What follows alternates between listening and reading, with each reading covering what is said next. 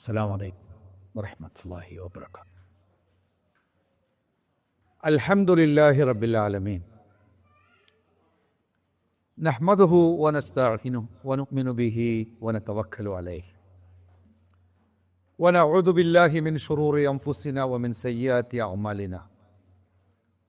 من يهده الله فلا مضل له ومن يضلل فلا هادي له. أشهد أن لا إله إلا الله وحده لا شريك له. أشهد أن محمدا عبده ورسوله أرسله بالهدى ودين الحق ليظهره على الدين كله ولو كره المشركون.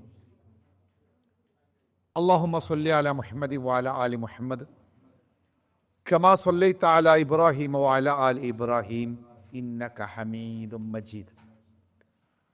اللهم بارك على محمد وعلى آل محمد كما باركت على إبراهيم وعلى آل إبراهيم إنك حميد مجيد. أما بعد، فإن خير الحديث كتاب الله وخير الهدي هدي محمد صلى الله عليه وسلم وشر الأمور محدثاتها وكل بدعة ضلالة وكل ضلالة في النار. يا أيها الذين آمنوا اتقوا الله حق تقاته ولا تموتن إلا وأنتم مسلمون. أعوذ بالله من الشيطان الرجيم. بسم الله الرحمن الرحيم. كل نفس ذائقة الموت وإنما توفون أجوركم يوم القيامة فمن زحزح عن النار وأدخل الجنة فقد فاز وما الحياة الدنيا إلا متاع الغرور. ബഹുമാന്യരായ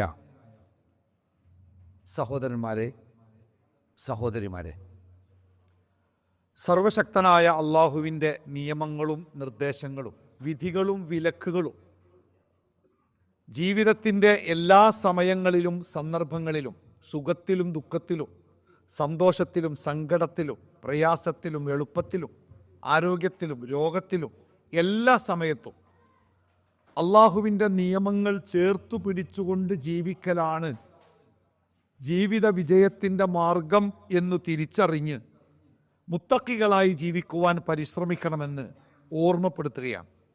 അള്ളാഹു സുബ്ഹാനഹു വ തആല നമ്മുടെ ഈ ഒത്തുകൂടൽ പരലോകത്ത് ഉപകരിക്കുന്ന സൽക്കർമ്മമായി സ്വീകരിക്കുമാറാവട്ടെ. അള്ളാഹുവിൻ്റെ മലക്കുകളുടെ പ്രാർത്ഥന ലഭിക്കുന്ന ബർക്കത്തുള്ള ഒരു മജ്ലിസായി ഈ സദസ്സിനെ റബ്ബ് സ്വീകരിക്കുമാറാവട്ടെ. നാളെ നന്മ തിന്മകൾ തൂക്കിക്കണക്കാക്കുമ്പോൾ നന്മയുടെ ഭാഗത്ത് വെക്കാൻ പറ്റുന്ന ഹസനാത്തുകളിൽ അള്ളാഹു നമ്മുടെ ഈ പ്രവർത്തനങ്ങളെ ഉൾപ്പെടുത്തുമാറാവട്ടെ.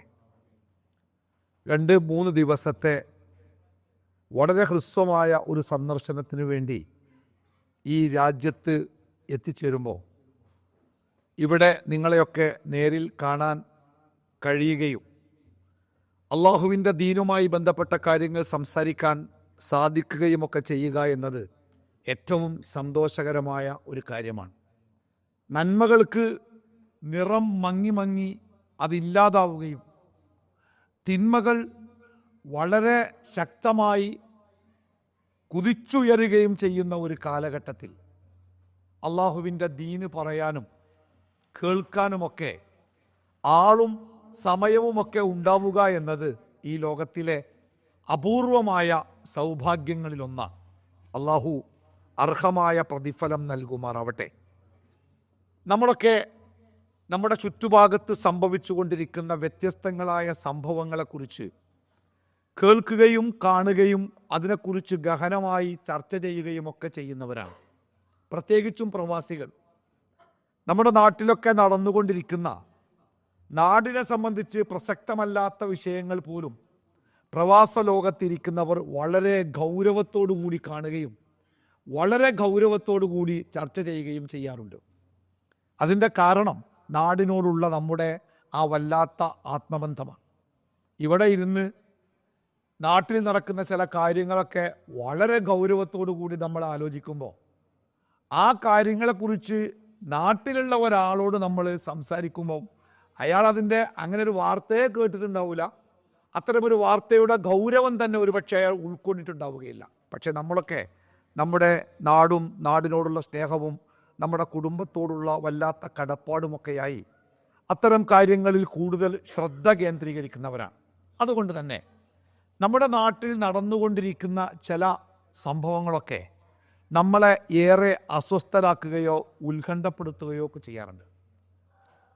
പലപ്പോഴും നമ്മുടെ നാടുമായി ബന്ധപ്പെട്ട് നമ്മൾ സംസാരിക്കാറുള്ള പ്രധാനപ്പെട്ട ചില വിഷയങ്ങൾ നമ്മുടെ നാട്ടിൽ വർദ്ധിച്ചുകൊണ്ടിരിക്കുന്ന മയക്കുമരുന്നുകളുടെ വലിയ രൂപത്തിലുള്ള ആധിക്യം, ചെറിയ കുട്ടികൾ പോലും ലഹരിക്കടിപ്പെട്ടുകൊണ്ടുണ്ടാകുന്ന വലിയ ദുരന്തങ്ങൾ, അക്രമങ്ങളും അഴിമതിയും അതിൻ്റെ എല്ലാ അതിർത്തികൾക്കും അപ്പുറത്തേക്ക് സാധാരണ മനുഷ്യന്മാരുടെ ജീവിതത്തിലേക്ക് പോലും കടന്നു വരിക, ഉമ്മയെ അറുത്തു കൊന്നവനും അച്ഛനമ്മമാരെ വീടിൻ്റെ ഉള്ളിലിട്ട് തീയിട്ട് കൊന്നവനും തന്നെ ജീവനോളം സ്നേഹിച്ച പ്രിയപ്പെട്ട ഭർത്താവിനെ വിഷം കൊടുത്ത് കൊന്നവളുമൊക്കെ നമ്മുടെ നാടിൻ്റെ മക്കളാണ് എന്ന് പറയുമ്പോൾ അതൊക്കെ നമ്മളെ ഒരു പരിധിക്കപ്പുറം ഉത്കണ്ഠപ്പെടുത്തുന്നുണ്ട്, ഭയപ്പെടുത്തുന്നുണ്ട്. എൻ്റെ പ്രിയപ്പെട്ട സഹോദരന്മാരോട് വിശദീകരണങ്ങളില്ലാതെ എനിക്ക് പറയാനുള്ള ഒന്നാമത്തെ സംഗതി, ഈ ഭൂമി കറങ്ങുകയാണ് എന്ന് പറഞ്ഞതുപോലെ ഈ ഭൂമിയുടെ ചരിത്രവും അങ്ങനെ കറങ്ങിക്കൊണ്ടിരിക്കുകയാണ്. നമ്മളൊരു യന്ത്ര ഊഞ്ഞാലിൽ കയറി, ഒരു വലിയ ഉത്സവപ്പറമ്പിലെ വലിയ ഊഞ്ഞാലിൽ കയറി നമ്മളങ്ങനെ കറങ്ങിക്കൊണ്ടിരിക്കുമ്പോൾ നമ്മൾ ആ കറക്കത്തിൽ നമ്മൾ കാണുന്ന കാഴ്ചകൾ ആവർത്തിച്ചുകൊണ്ടേയിരിക്കും. ഓരോ കറക്കത്തിലും നമ്മൾ കാണുന്ന കാഴ്ചകൾ ആവർത്തിച്ചുകൊണ്ടേയിരിക്കും. ഈ ലോകവും അങ്ങനെയാണ്. ഈ ലോകത്ത് സംഭവിക്കുന്ന സംഭവങ്ങളൊക്കെ, ഇന്ന് നമ്മുടെ നാട്ടിൽ ഉണ്ട് എന്ന് നമ്മൾ പറയുന്ന സംഭവങ്ങളൊക്കെ, ഇതൊന്നും ഈ ലോകത്ത് പുതിയതല്ല. ലോകത്തിൻ്റെ ചരിത്രം നമ്മൾ പഠിക്കുമ്പോൾ ഇന്നുണ്ട് എന്ന് നമ്മൾ പറഞ്ഞ് ഭയപ്പെടുന്ന ഈ സംഭവങ്ങൾ ഇതുപോലെയോ ഇതിനേക്കാൾ ഭീകരമായിട്ടോ ഇതിനേക്കാൾ വലിയ രൂപത്തിലോ ലോകത്ത് മുമ്പ് ഉണ്ടായിട്ടുണ്ട്. പലവട്ടം അത് ആവർത്തിച്ചിട്ടുണ്ട്. ഇപ്പം നമ്മുടെ നാട്ടിൽ ഇന്ന് ഏറെ ചർച്ച ചെയ്യപ്പെടുന്ന ഒരു സംഗതിയാണല്ലോ നമ്മുടെ ഈ LGBTQ എന്നൊക്കെ പറഞ്ഞിട്ട് ആണും ആണും പെണ്ണും പെണ്ണും, അങ്ങനെ ഒരു വല്ലാത്ത രൂപത്തിലുള്ള ഒരു അരാജകത്വം എന്നത് നമ്മുടെ നാട്ടിൽ ഇന്ന് വളരെ ആധുനികമെന്ന രൂപത്തിൽ ചർച്ച ചെയ്യപ്പെടുന്ന ഒരു സംഗതിയാണ്. പക്ഷെ അത് ലോകത്ത് പുതിയതായിട്ടുണ്ടായ ഒരു സംഗതിയാണോ? അല്ലല്ലോ. മനുഷ്യ വംശത്തിൻ്റെ അല്ലെങ്കിൽ ആദം സന്തതികളുടെ ചരിത്രത്തിൻ്റെ തുടക്കത്തിൽ നമ്മൾ കേട്ട പ്രവാചകനാണല്ലോ ലൂത്ത് നബി അലൈഹി സ്വലാത്തു വസ്സലാം. ആ ലൂത്ത് നബി അലൈഹി സ്വലാത്തു വസ്സലാമിനെ അല്ലാഹു തആല നിശ്ചയിക്കുന്നത് ഈ തിന്മ കൊടുമ്പിരി കൊണ്ട് നിലനിൽക്കുന്ന ഒരു സമൂഹത്തിലേക്കാണ്. ഇന്നിപ്പോൾ നമ്മുടെ നാട്ടിൽ ഒരു ആണും ഒരു ആണും അവർ ഒരുമിച്ച് ജീവിക്കുക എന്ന് പറഞ്ഞാൽ നമ്മൾ അവരെ സംശയത്തോടു കൂടിയോ അല്ലെങ്കിൽ ഒരു ആകാംക്ഷയോടു കൂടിയോ അത്ഭുതത്തോടു കൂടിയോ ഒക്കെ നോക്കിക്കാണും. ഒരു പെണ്ണും പെണ്ണും ഒരുമിച്ച് ജീവിക്കുന്നുണ്ട് എന്ന് കേട്ടാൽ നമ്മൾ അവരെ ഒരു കൗതുകത്തോടു കൂടി നോക്കും. എന്നാൽ ഒരു നാട്ടിലെ ജനങ്ങൾ മുഴുവനും അങ്ങനെ ജീവിക്കുന്ന ഒരു കാലം ലോകത്തുണ്ടായിരുന്നു. ആ ജനതയെ നശിപ്പിക്കാൻ വേണ്ടി അല്ലാഹു തആല മലക്കുകളെ പറഞ്ഞയക്കുമ്പോൾ ആ മലക്കുകൾ ഈ നൂഹ് നബി ലൂത്ത് നബി അലൈഹി സ്വലാത്തു വസ്സലാമിൻ്റെ നാട്ടിൽ വരുന്നത് നല്ല സുമുഖന്മാരായ സുന്ദരന്മാരായ ചെറുപ്പക്കാരുടെ രൂപത്തിലാണ്. ആ പ്രവാചകന് മനസ്സിലായില്ല ഈ വന്നിരിക്കുന്നത് മലക്കുകളാണെന്ന്. അതുകൊണ്ട് തന്നെ അദ്ദേഹത്തിന് പേടിയാവാനുള്ള കാരണം എന്താ അറിയോ? ഇത്ര സുമുഖന്മാരായ ചെറുപ്പക്കാർ തൻ്റെ വീട്ടിലുണ്ട് എന്നറിഞ്ഞാൽ ആ നാട്ടിലെ ജനങ്ങൾ ആ വീട് ആക്രമിച്ച് അവരെ പിടിച്ചു കൊണ്ടുപോയി അവരെ ഉപയോഗപ്പെടുത്തുമെന്ന് അദ്ദേഹത്തിന് നല്ല പേടിയുണ്ടായിരുന്നു. കാരണം ആ നാട് അങ്ങനെയാണ്. അവസാനം അദ്ദേഹത്തിൻ്റെ വീട് നാട്ടുകാർ വീട് വളഞ്ഞിട്ട് അദ്ദേഹത്തിൻ്റെ വീട്ടിൽ വന്ന അതിഥികളെ ബലം പ്രയോഗിച്ച് പിടിച്ചു കൊണ്ടുപോകാൻ ശ്രമിക്കുമ്പോൾ അദ്ദേഹം ആ ജനതയോട് ചോദിക്കുന്ന ഒരു ചോദ്യമുണ്ട്. അലൈസ ഫീക്കും റജുലുൻ റഷീദ്, അല്ല മനുഷ്യന്മാരെ, നിങ്ങളുടെ നാട്ടിൽ വിവേകമുള്ള ഒരൊറ്റ മനുഷ്യന്മാർ പോലും ഇല്ല. ഒരൊറ്റ മനുഷ്യൻ ഇതൊരു തിന്മയാണ് എന്നും ഈ തിന്മ ചെയ്യാൻ പാടില്ല എന്നും ഇത് മോശമാണെന്നും ഈ നാട്ടുകാരോട് പറയാൻ തക്ക വിവേകമുള്ള ഒരൊറ്റ മനുഷ്യൻ നിങ്ങളുടെ നാട്ടിലില്ലേ? അതായത് ആ നാട്ടിലെ ജനങ്ങൾ മുഴുവനും ഈ ഒരു തിന്മയുടെ വാഹകരായിരുന്നു. അപ്പം നമുക്ക് മനസ്സിലായ കാര്യം എന്താ അറിയോ? നമ്മുടെ നാട്ടിൽ ഇന്നുണ്ട് എന്ന് നമ്മൾ പറയുന്ന ഈ തിന്മ ഇതിനേക്കാൾ ശക്തമായ രൂപത്തിൽ ഈ ലോകത്ത് നിലവിലുള്ള ഒരു കാലം മുമ്പുണ്ടായിട്ടുണ്ട്. ഏതാവട്ടെ, ഇന്നുണ്ടാകുന്ന ലിബറൽ വാദങ്ങളാവട്ടെ, ഇന്ന് നമ്മൾ കേൾക്കുന്ന സ്വതന്ത്രവാദങ്ങളാവട്ടെ, നമ്മൾ കേൾക്കുന്ന നിരീശ്വരവാദങ്ങളാവട്ടെ, നമ്മൾ കേൾക്കുന്ന ഏത് പുതിയതെന്ന് പറയപ്പെടുന്ന ഏത് ആശയങ്ങളാവട്ടെ, ഈ ആശയങ്ങളൊക്കെ അല്ലെങ്കിൽ ഈ പറയപ്പെട്ട തിന്മകളൊക്കെ ഇതിനേക്കാൾ ശക്തമായി നിലനിന്ന ഒരു കാലഘട്ടം ലോകത്ത് മുമ്പുണ്ടായിട്ടുണ്ട് അല്ലേ? യൂസുഫ് നബി അലൈഹി സ്വലാത്തു വസ്സലാമിൻ്റെ കഥയിൽ നമ്മൾ കേട്ടില്ലേ, യൂസുഫ് നബി പാർക്കുന്ന വീട്ടിൽ ആ വീടിൻ്റെ ഉടമസ്ഥനായ അസീസിൻ്റെ ഭാര്യ യൂസുഫിനെ കടന്നു പിടിക്കാൻ ശ്രമിക്കുകയും യൂസുഫ് കൊതറി ഓടുകയും ഒക്കെ ചെയ്തൊരു കഥ ഉണ്ടല്ലോ. അങ്ങനെ നാട്ടിലാകെ പാട്ടായി. എങ്ങനെ? ഈ അസീസിൻ്റെ ഭാര്യ തൻ്റെ വീട്ടിൽ പണിക്ക് വന്ന ചെറുപ്പക്കാരനെ പിടിക്കാൻ ശ്രമിച്ചു, അവൾ ഇത്ര മോശക്കാരിയാണോ എന്ന് നാട്ടുകാരൊക്കെ സംസാരിക്കാൻ തുടങ്ങിയപ്പോൾ ഈ പെണ്ണ് ഒരു തന്ത്രം ചെയ്തല്ലോ അല്ലേ? ആ നാട്ടിലെ പ്രമാണിമാരുടെ ഭാര്യമാരൊക്കെ വിളിച്ചു വരുത്തിയിട്ട് അവരുടെ കയ്യിലൊക്കെ ഒരു ആപ്പിളും കത്തിയൊക്കെ കൊടുത്തിട്ട് യൂസുഫിനെ അവർക്കിടയിലൂടെ അങ്ങനെ കടത്തി വിട്ടു. യൂസുഫിൻ്റെ അഭൗമമായ സൗന്ദര്യത്തിൽ കണ്ണ് മഞ്ഞളിച്ച് അവരൊക്കെ കൈ ചെത്തിയ കഥയൊക്കെ നമ്മൾ കഥയായിട്ടും കഥാപ്രസംഗമായിട്ടും ഒരുപാട് കേട്ടിട്ടുണ്ട്. ആ സ്ത്രീകളെ ആ പെണ്ണ് ബോധ്യപ്പെടുത്തുകയാണ് യൂസുഫിൻ്റെ അപാരമായ സൗന്ദര്യം. എന്നിട്ട് ആ സ്ത്രീകളുടെ മുമ്പിൽ ആ പെണ്ണ് പ്രഖ്യാപിച്ചൊരു പ്രഖ്യാപനമുണ്ട്, ഖുർആനിലുണ്ടത്. എന്താ പറഞ്ഞറിയോ? ഒരു നിമിഷം യൂസുഫിനെ കണ്ടപ്പോൾ നിങ്ങൾ കൈ ചെത്തിയില്ലേ? 24 മണിക്കൂറും എൻ്റെ വീട്ടിൻ്റെ ഉള്ളിൽ, എൻ്റെ റൂമിൽ, എൻ്റെ അടുക്കളയിൽ, എൻ്റെ വീടിൻ്റെ ഇടവഴിയിൽ ഞാൻ ഈ യൂസുഫിനെ കാണുമ്പോൾ, ഞാൻ യൂസുഫിനെ ആഗ്രഹിച്ചിട്ടുണ്ടെങ്കിൽ, ഞാൻ യൂസുഫിനെ പിടിക്കാൻ ശ്രമിച്ചിട്ടുണ്ടെങ്കിൽ തെറ്റല്ലെന്ന് ഇപ്പോൾ നിങ്ങൾക്ക് മനസ്സിലായില്ലേ? എന്നിട്ട് അവൾ പറഞ്ഞൊരു വാക്കുണ്ട്, ഞാൻ യൂസുഫിനെ ആഗ്രഹിച്ചിട്ടുണ്ട്.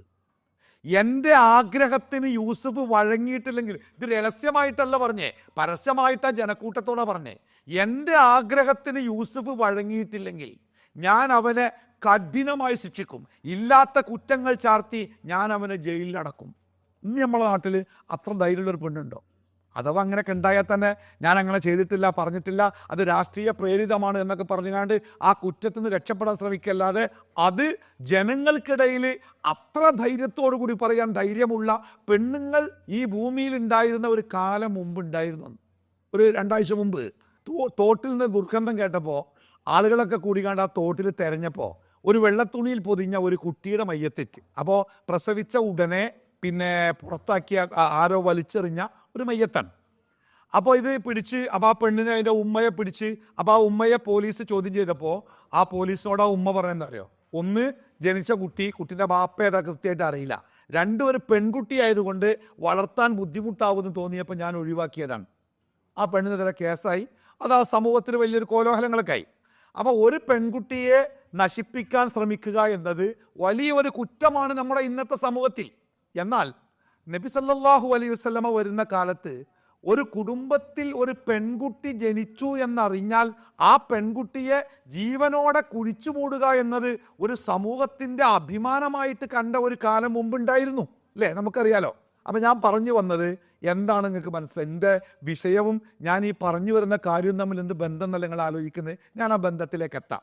അതായത് ഇന്ന് നമ്മുടെ നാട് ആകപ്പാടെ തകർന്ന് തരിപ്പണായിട്ടുണ്ട്. എല്ലാ വേണ്ടാത്തരങ്ങളും ലോകത്ത് അരങ്ങു വാഴുന്നുണ്ട്. ലോകത്തിൻ്റെ പോക്ക് അപകടത്തിലേക്കാണ് എന്നൊക്കെ നമ്മൾ ചർച്ച ചെയ്യുമ്പോൾ നമ്മൾ മനസ്സിലാക്കിയിരിക്കേണ്ട ഒന്നാമത്തെ സംഗതി, തിന്മകൾ ഇതുപോലെയോ ഇതിനേക്കാൾ ഭീകരമായോ ഈ ലോകത്ത് നിലനിന്ന ഒരു കാലം മുമ്പുണ്ടായിട്ടുണ്ട്. നോക്കി നിങ്ങൾ, ഇന്ന് ദൈവം ഇല്ല എന്ന് പറയാൻ ഒരുപാട് ആൾക്കാരുണ്ട്. പക്ഷേ ഞാനാണ് ദൈവം എന്ന് പറയാൻ മാത്രം അഹങ്കാരമുള്ള മനുഷ്യന്മാർ ഇന്ന് ലോകത്താരാള്? ഫിറോൻ പറഞ്ഞില്ലേ, ഞാനാണ് ഈ ലോകത്തിൻ്റെ ദൈവമെന്ന് പ്രഖ്യാപിച്ച ഫിറോവിനെ കുറിച്ച് നമ്മൾ കേട്ടിട്ടില്ലേ? അപ്പം ഇതൊക്കെ ലോകത്ത് മുമ്പുണ്ടായിട്ടുള്ള സംഗതികളാണ്. ഇനി രണ്ടാമത്തെ സംഗതി, ഇത്തരം തിന്മകളൊക്കെ ലോകത്ത് പല കാലത്തുണ്ടായപ്പോഴും ആ തിന്മകളിൽ നിന്ന് എങ്ങനെയാണ് മനുഷ്യൻ സംസ്കരിക്കപ്പെട്ടത്? ഇത്ര ഭീകരമായ തിന്മകൾ ഈ ലോകത്ത് ഉണ്ടായിരുന്ന ഒരു കാലഘട്ടത്തിൽ ആ തിന്മയിൽ നിന്ന് ഈ മനുഷ്യർ എങ്ങനെയാണ് സംസ്കരിക്കപ്പെട്ടത്? ഇത് നമ്മൾ ശരിക്കും മനസ്സിലാക്കേണ്ട കാര്യം കേട്ടോ. കാരണം ചിലപ്പോൾ നമ്മളൊക്കെ തെറ്റുകളിൽ പോയി വീഴാറുണ്ട്. എത്രമാത്രം നമ്മളൊക്കെ രക്ഷപ്പെടണമെന്ന് ശ്രമിക്കുമ്പോഴും രക്ഷപ്പെടാൻ കഴിയാത്ത ചില തിന്മകൾ നമ്മുടെ ജീവിതത്തെ അങ്ങനെ ചുരുട്ടിപ്പിടിക്കാറുണ്ട് അല്ലേ? നമുക്കറിയാം തെറ്റാണ്. ചെയ്യാൻ പാടില്ല എന്നറിയാം, മോശമെന്നറിയാം. ചിലപ്പോഴൊക്കെ ആ തെറ്റുകളെ കുറിച്ച് ഓർത്ത് നമ്മൾ കരയാറുണ്ട്, സങ്കടപ്പെടാറുണ്ട്. ഇനി ജീവിതത്തിൽ അതുണ്ടാവൂല എന്ന് വലിയ തീരുമാനമെടുക്കാറുണ്ട്. ഒരു സഹോദരൻ പറഞ്ഞത്, ഇനി ആ തെറ്റുണ്ടാവൂല എന്ന് ഞാൻ ഉറപ്പിച്ച് ഞാൻ അതിൽ നിന്ന് അകന്ന് ജീവിക്കുമ്പോൾ ഉസ്താദെ 4:30 മണിക്ക് അവൾ വിളിക്കും. 4:30 മണിക്ക് അവൾ വിളിക്കും. ആ വിളി എനിക്ക് എടുക്കാതെക്കാൻ പറ്റില്ല. ആ ഫോൺ ഞാൻ അറ്റൻഡ് ചെയ്താൽ ഞാൻ വീണ്ടും ആ തെറ്റിലേക്ക് പോവുകയാണ്. എനിക്കെന്താണ് ഇങ്ങനെ രക്ഷപ്പെടാൻ കഴിയാത്തത് എന്ന് സങ്കടത്തോടു കൂടി ചോദിക്കുന്ന ആൾക്കാർ നമുക്കിടയിലൊക്കെ ഉണ്ടാവാറുണ്ട്. അതായത് അപ്പം നമ്മളൊക്കെ മനസ്സിലാക്കണം, മനുഷ്യൻ്റെ ജീവിതത്തിൽ തിന്മകൾ ഉണ്ടാകുമ്പോൾ ആ തിന്മയിൽ നിന്ന് മനുഷ്യൻ സംസ്കൃതനാകുന്നത് എങ്ങനെയാണ്? എന്താ അതിൻ്റെ മാർഗം? ചിലതൊക്കെ ചോദിക്കാറുണ്ട്, ഒരു കൗൺസിലിങ്ങിന് പോയാലോ, അല്ലെങ്കിൽ ഒരു സൈക്യാട്രിസ്റ്റിനെ പോയി കണ്ടാലോ, അല്ലെങ്കിൽ എൻ്റെ ജീവിതത്തിലെ ഈ പ്രശ്നത്തിൽ നിന്ന് എന്നെ രക്ഷപ്പെടുത്താൻ ഞാൻ എവിടെയാണ് പോകേണ്ടത്, ആരെയാണ് കാണേണ്ടതെന്ന് ചോദിക്കുന്ന ആളുകൾ നമ്മളെ കാര്യത്തിൽ മാത്രമല്ല, ചിലപ്പോൾ നമ്മുടെ വീട്ടിലുള്ള നമ്മുടെ പ്രിയപ്പെട്ടവരായിരിക്കാം, ചിലപ്പോൾ മക്കളായിരിക്കാം, ചിലപ്പോൾ ബാപ്പയാവാം. ഉസ്താദ, ബാപ്പ ഇപ്പോഴും ഒരു സുഹൃത്ത് കരഞ്ഞുകൊണ്ട് പറഞ്ഞത്, ബാപ്പാൻ്റെ കാര്യത്തിൽ സങ്കടമുണ്ട്. എന്താ പ്രശ്നം? ബാപ്പ എപ്പോഴും കുടിക്കും, ബാപ്പ എപ്പോഴും കള്ളുടിക്കും. ആ ബാപ്പാനെ എങ്ങനെ അതിൽ നിന്ന് രക്ഷപ്പെടുത്താൻ സാധിക്കും എന്നതിനെക്കുറിച്ച് കുടുംബത്തിൽ ചർച്ച നടക്കുന്നുണ്ട്, കരച്ചിലുണ്ടാകുന്നുണ്ട്, ഉമ്മ ആത്മഹത്യക്ക് ശ്രമിച്ചിട്ടുണ്ട്, പലജാതി പ്രശ്നങ്ങൾ. പക്ഷെ ബാപ്പാക്കും അറിയാം, ബാപ്പതൊക്കെ കാണുന്നുണ്ട്, പക്ഷെ ബാപ്പാക്ക് കുടിക്കാതെക്കാൻ പറ്റുന്നില്ല. അങ്ങനെ ഈ തിന്മകൾ നമ്മുടെ ജീവിതത്തെ ഇത്രയേറെ കൈകാര്യം ചെയ്യുന്ന സമയത്ത് നമ്മൾ തീർച്ചയായിട്ടും ആലോചിക്കേണ്ട ഒരു കാര്യമാണ്, ലോകത്തെ മനുഷ്യന്മാർ ഇതുപോലത്തെ തിന്മകൾ ചെയ്തിരുന്ന ഒരു കാലഘട്ടത്തിൽ ആ മനുഷ്യർ സംസ്കരിക്കപ്പെട്ടത് എങ്ങനെയാണ്? ആ ചോദ്യത്തിൻ്റെ ഉത്തരം വിശുദ്ധ ഖുർആനിൽ അല്ലാഹു സുബ്ഹാനഹു വ തആല മുഹമ്മദ് നബി സല്ലല്ലാഹു അലൈഹി വസല്ലമ എല്ലാ തിന്മകളും എമ്പാടുമുണ്ടായിരുന്ന ഒരു കാലത്ത് പ്രവാചകൻ സല്ലല്ലാഹു അലൈഹി വസല്ലമ അദ്ദേഹം ഒരു വിദ്യാഭ്യാസ വിചക്ഷണനായിരുന്നില്ല, അദ്ദേഹം ഒരു മാനസിക രോഗ ചികിത്സകനായിരുന്നില്ല, അദ്ദേഹം ഒരു കൗൺസിലിംഗ് നടത്താൻ പറ്റിയ കൗൺസിലർ ആയിരുന്നില്ല, അദ്ദേഹത്തിന് ഭൗതികമായ എന്താ പറയുക അക്കാദമിക് സൗകര്യങ്ങളൊന്നും ഉണ്ടായിരുന്നില്ല. എന്നിട്ടും ആ ഒരു ചുരുങ്ങിയ കാലം കൊണ്ട് നബി സല്ലല്ലാഹു അലൈഹി വസല്ലമ എങ്ങനെയാണ് ആ സമൂഹത്തിൽ മാറ്റമുണ്ടാക്കിയത്? അത് നമ്മൾ മനസ്സിലാക്കേണ്ട കാര്യമല്ലേ.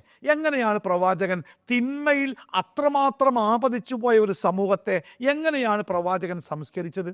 അതിൻ്റെ ഉത്തരം നമുക്കേറെ പരിചയമുള്ള വിശുദ്ധ ഖുർആനിലെ സൂറത്തുൽ ജുമുഅ എന്നൊരു അധ്യായം ഉണ്ടല്ലോ, ആ ജുമുഅയുടെ 2-ാമത്തെ വചനമുണ്ട്. ഹുവല്ലദീ ബഅസ ഫിൽ ഉമ്മീന റസൂലൻ മിൻഹും യത്ലു അലൈഹിം ആയാതി വയുസക്കീഹിം വയുഅല്ലിമുഹുമുൽ കിതാബ വൽ ഹിക്മ വഇൻ കാനൂ മിൻ ഖബ്ലു ലഫീ ളലാലിൻ മുബീൻ. എങ്ങനെയാണ് നബി സല്ലല്ലാഹു അലൈഹി വസല്ലമ ആ ജാഹിലിയ കാലഘട്ടത്തിലെ ജനങ്ങളെ പരിവർത്തിപ്പിച്ചത്? എല്ലാവർക്കും വിദ്യാഭ്യാസം കൊടുത്തിട്ടോ, എല്ലാവർക്കും പൈസ കൊടുത്തിട്ടോ, എല്ലായിടത്തും വലിയ വലിയ കോളേജുകൾ ഉണ്ടാക്കിയിട്ടോ എങ്ങനെയാണ് പ്രവാചകൻ അവരെ പരിവർത്തിപ്പിച്ചത്? അത് ഖുർആൻ നൽകുന്ന മറുപടി, യത്ലു അലൈഹിം ആയാതി വയുസക്കീഹിം വയുഅല്ലിമുഹുമുൽ കിതാബ വൽ ഹിക്മ. അവർക്ക് അള്ളാഹുവിൻ്റെ വചനങ്ങൾ ഓതി കേൾപ്പിച്ചു കൊടുത്തു, ആ വചനങ്ങളിലൂടെ അവരെ സംസ്കരിച്ചു, ആ വചനങ്ങൾ അവർക്ക് പഠിപ്പിച്ചു കൊടുത്തു, ആ വചനങ്ങളുടെ വിശദീകരണം അവർക്ക് മനസ്സിലാക്കി കൊടുത്തു. അപ്പോൾ അവർ സംസ്കരിക്കപ്പെട്ടു. ലഹരി ഉപയോഗിക്കുന്ന ഒരാളെ നിങ്ങൾക്ക് ആർക്കെങ്കിലും പരിചയം ഉണ്ടെങ്കിൽ, ആ ലഹരി ഉപയോഗിക്കുന്ന ഒരാളെ ലഹരിയിൽ നിന്ന് മുക്തമാക്കാൻ, രക്ഷപ്പെടുത്താൻ നമ്മുടെ മുമ്പിലുള്ള മാർഗം എന്താണ്? ചിലരൊക്കെ വിളിക്കാറുണ്ട്, ഉസ്താദെ എൻ്റെ ജ്യേഷ്ഠൻ നന്നായിട്ട് കുടിക്കുന്ന ആളാണ്, ഞങ്ങളുടെ കുടുംബത്തിന് വലിയ പ്രയാസമാണ്, വലിയ മാനക്കേട് ഉണ്ടാവുന്നുണ്ട്, അതുകൊണ്ട് ജ്യേഷ്ഠനെ ഈ ലഹരിയിൽ നിന്ന് രക്ഷപ്പെടുത്താൻ എന്താ മാർഗം? അപ്പോൾ നമ്മൾ പറയാറുണ്ട്, ഡി അഡിക്ഷൻ സെൻ്ററുകളുണ്ട്, മരുന്നുകളുണ്ട്, കൗൺസിലിങ്ങുകളുണ്ട്. പക്ഷേ ഇതൊക്കെ നോക്കിയിട്ടും അയാളെ തിരിച്ചു കൊണ്ടുവരാൻ പറ്റുന്നില്ല. ഇനി എന്താ ചെയ്യുക എന്ന് ചോദിക്കുന്ന ആൾക്കാരുണ്ട് അല്ലേ. ഒരാൾ ലഹരിയിലേക്ക് പോയി കഴിഞ്ഞാൽ അയാളെ തിരിച്ചു കൊണ്ടുവരിക എന്നത് ഏറ്റവും പ്രയാസകരമായ ഒരു കാര്യം തന്നെയാണ്. പക്ഷേ നോക്കി നിങ്ങൾ, ലഹരിയിൽ മുങ്ങി ജീവിച്ചിരുന്ന ഒരു സമൂഹത്തെ പ്രവാചകൻ സല്ലല്ലാഹു അലൈഹി വസല്ലമ ഒരൊറ്റ വാക്ക് കൊണ്ടാണ് പരിവർത്തിപ്പിച്ചത്. ഒരൊറ്റ വാക്ക്. ആ വാക്ക് ഇങ്ങോട്ട് കേട്ടപ്പോൾ കുടിച്ചുകൊണ്ടിരിക്കുന്നവർ തുപ്പിക്കളഞ്ഞ്, ഒഴിച്ചു കൊടുക്കുന്നവർ പുറത്തേക്കൊഴിച്ച്, സ്റ്റോക്ക് വെച്ചവർ അവരുടെ വലിയ ആ മദ്യത്തിൻ്റെ വലിയ സ്റ്റോക്ക് പുറത്തേക്ക് ചിന്തിക്കളഞ്ഞ്. ഒരാൾ പോലും പ്രവാചകൻ്റെ അടുത്ത് വന്ന് പറഞ്ഞില്ലല്ലോ, റസൂലെ വലിയ സംഖ്യയുടെ മദ്യം സ്റ്റോക്ക് ഉണ്ട്, അത് വിറ്റ് തീരും വരെ ഈ നിയമം ഒന്ന് പിൻവലിക്കണമെന്ന് ആരും ആവശ്യപ്പെട്ടില്ലല്ലോ. അവരൊക്കെ അത് ചിന്തിക്കളഞ്ഞ്. ഒരു വാക്കിനെങ്ങനെ അങ്ങനെ സ്വാധീനം ഉണ്ടായത്? അതാണ് യത്ലു അലൈഹിം ആയാതി വയുസക്കീഹിം വയുഅല്ലിമുഹുമുൽ കിതാബ വൽ ഹിക്മ. അല്ലേ? എനിക്ക് പരിചയമുള്ള ഒരു സുഹൃത്തുണ്ട്, ഗൾഫിലാണ്, പ്രവാസിയാണ്, നന്നായിട്ട് ബിസിനസ്സിൽ ചെറുപ്രായത്തിൽ നന്നായിട്ട് പണമുണ്ടാക്കിയ ആളാണ്. വലിയ പണം സമ്പാദിച്ചപ്പോൾ ജീവിതത്തിൻ്റെ സുഖങ്ങൾക്ക് പിന്നാലെ ഒരുപാട് ഓടിയിട്ടുണ്ട്. അദ്ദേഹം തായ്ലൻഡ്, ഇന്തോനേഷ്യ, മലേഷ്യ, സിംഗപ്പൂരൊക്കെ മാസങ്ങളോളം പാർത്തിട്ടുണ്ട്. സുഖിക്കാൻ വേണ്ടി മാത്രമായിട്ട് പോയിട്ടുണ്ട്. അങ്ങനത്തെ ഒരാളാണ് അദ്ദേഹം. ഒരിക്കൽ എന്നോട് പറഞ്ഞത്, ഇപ്പം അദ്ദേഹത്തിന് ചെറിയൊരു മാനസികമായ പരിവർത്തനം ഉണ്ടായി. അദ്ദേഹത്തിന് ഒരു കെട്ടിടമുണ്ട്, 8 റൂമുകളുടെ കെട്ടിടം. ആ കെട്ടിടം അദ്ദേഹം എന്നോട് പറഞ്ഞത്, ആ കെട്ടിടം ഞാൻ വാടകയ്ക്ക് കൊടുക്കുമ്പോൾ അതിൻ്റെ വരുമാനത്തിൻ്റെ ഒരു ഭാഗം നിങ്ങളുടെ അനാഥാലയത്തിലേക്ക് ഞാൻ തരാമെന്ന് പറഞ്ഞിരുന്നു. പിന്നെ അദ്ദേഹം എന്നോട് പറഞ്ഞു, ആ കെട്ടിടത്തിന് വാടകയ്ക്ക് ഒരു പുതിയ ആൾ വന്നിട്ടുണ്ട്, പക്ഷേ എനിക്ക് കൊടുക്കാൻ തോന്നുന്നില്ല. എന്താ കൊടുക്കാൻ തോന്നാത്തത്? ഒന്നുമല്ല, അതിൻ്റെ വാടകക്ക് ആ കെട്ടിടം എടുക്കാൻ വേണ്ടി വന്നത് ഒരു ബാങ്കാണ്. ആ ബാങ്കിന് കെട്ടിടം കൊടുക്കാൻ എനിക്ക് തോന്നുന്നില്ല. നല്ല വാടകയുണ്ട്, നല്ല വരുമാനമൊക്കെ ഒരു തരുന്നുണ്ട്. അപ്പോൾ ഞാൻ ചോദിച്ചു, എന്തെങ്കിലും കൊടുക്കാത്തത് തമാശക്ക്? അപ്പോൾ അദ്ദേഹം പറഞ്ഞു, എനിക്ക് കിട്ടുന്നത് എൻ്റെ കെട്ടിടത്തിൻ്റെ വാടകയാണെങ്കിലും ആ വാടകക്കുള്ള പണം ഉണ്ടാക്കുന്നത് അത് പലിശയിൽ കൂടിയാണല്ലോ എന്ന് ഓർത്തപ്പോൾ എനിക്കത് കൊടുക്കാൻ തോന്നിയില്ല. ഓക്കെ, നിങ്ങൾ എല്ലാ വേണ്ടാത്തരങ്ങളും ചെയ്ത് ജീവിച്ചിരുന്ന ഒരു മനുഷ്യൻ്റെ മനസ്സിലേക്ക് ഈ ഈമാൻ കടന്നു വന്നപ്പോൾ അത് ആ മനുഷ്യൻ്റെ ജീവിതത്തിൽ ഉണ്ടാക്കിയ മാറ്റത്തിൻ്റെ ആഴത്തെക്കുറിച്ചാണ് ഞാൻ സംസാരിച്ചത്. ഇവിടെ എൻ്റെ പ്രിയപ്പെട്ട നമ്മൾ ഓരോരുത്തരും മനസ്സിലാക്കേണ്ട ഏറ്റവും പ്രധാനപ്പെട്ട സംഗതി, ഒരു മനുഷ്യൻ്റെ മനസ്സിനെ പരിവർത്തിപ്പിക്കാനുള്ള ഏറ്റവും നല്ല മാർഗം എന്ന് പറയുന്നത് വിശുദ്ധ ഖുർആനാണ്. ലോകത്തിനെ ഇപ്പം ഞാൻ നോക്കിക്കളി, എനിക്കിപ്പോൾ 52 വയസ്സായി, 52 വയസ്സായി. ഈ 52 വയസ്സ് എൻ്റെ വീടിൻ്റെ തൊട്ടടുത്ത വീട്ടിൽ എൻ്റെ ചെറുപ്പകാലത്ത് ഇടയ്ക്കിടയ്ക്ക് എക്സൈസുകാർ വന്നിട്ട് ആ വീട്ടിലെ ഗ്രഹനാഥനെ പിടിച്ചിട്ട് വലിയ കലമൊക്കെ തലയിൽ വെച്ചിട്ട് അയാളെങ്ങനെ നടത്തി കൊണ്ടുപോകണത് ഞങ്ങൾ കണ്ടിട്ടുണ്ട്. കാരണം എന്താ അറിയോ? അദ്ദേഹത്തിൻ്റെ വീട്ടിൽ അദ്ദേഹം ചാരായം വാറ്റാറുണ്ട്, കള്ള് വാറ്റാറുണ്ട്. എൻ്റെ തൊട്ടടുത്ത വീടില്ല, ഞങ്ങളുടെ പറമ്പിലെ വലിയ വാഴക്കുണ്ടകൾക്കുള്ളിലൊക്കെ ഞങ്ങൾ ഒളിച്ചു കളിക്കുമ്പോൾ ഇദ്ദേഹം പാത്തു വെച്ച മദ്യത്തിൻ്റെ കുപ്പികൾ ഞങ്ങൾ ഇടയ്ക്ക് കാണാറുണ്ട്. അത്ര ഇതിൻ്റെ തൊട്ടടുത്ത് മദ്യം മാറ്റുന്ന ആളുകളുണ്ട്. പക്ഷേ ഈ 52 വയസ്സുമായി ഇന്ന് വരെ ഞാൻ ഒരു തുള്ളി സാധനം കുടിച്ചിട്ടില്ല. എനിക്കത് വാങ്ങാൻ കിട്ടാഞ്ഞിട്ടല്ല, അതിനുള്ള കാശ് എൻ്റെ കീശനില്ലാഞ്ഞിട്ടല്ല, അത് കിട്ടുന്ന സ്ഥലം എനിക്ക് അറിയാഞ്ഞിട്ടല്ല, അത് കൊണ്ടുവന്ന് തരാൻ എനിക്ക് ആളില്ലാഞ്ഞിട്ടല്ല. എൻ്റെ സുഹൃത്ത് വലയത്തിലെ പല ആളുകളും ഇടയ്ക്കിടയ്ക്ക് പോയിട്ട് കുടിക്കുന്നവരാണ്, അവരെ എനിക്ക് അറിയാഞ്ഞിട്ടല്ല. പക്ഷെ ഞാൻ എന്താ കുടിക്കാത്തത് എന്ന ചോദ്യത്തിന്, അത് കുടിച്ചാൽ ആകാശം ഇടിഞ്ഞു പൊളിഞ്ഞു വീഴും എന്ന് പേടിച്ചത് കൊണ്ടോ, അത് കുടിച്ചാൽ ശ്വാസം മുട്ടി മരിച്ചു പോകും എന്ന് പേടിച്ചത് കൊണ്ടോ അല്ല. അത് കുടിക്കാത്തതിൻ്റെ ഒരൊറ്റ കാരണം വിശുദ്ധ ഖുർആനിൽ അത് കുടിക്കരുത് എന്ന് പറഞ്ഞിട്ടുണ്ട് എന്ന ഒരൊറ്റ കാരണം കൊണ്ടാണ് നമ്മളാരും അത് കുടിക്കാത്തത്.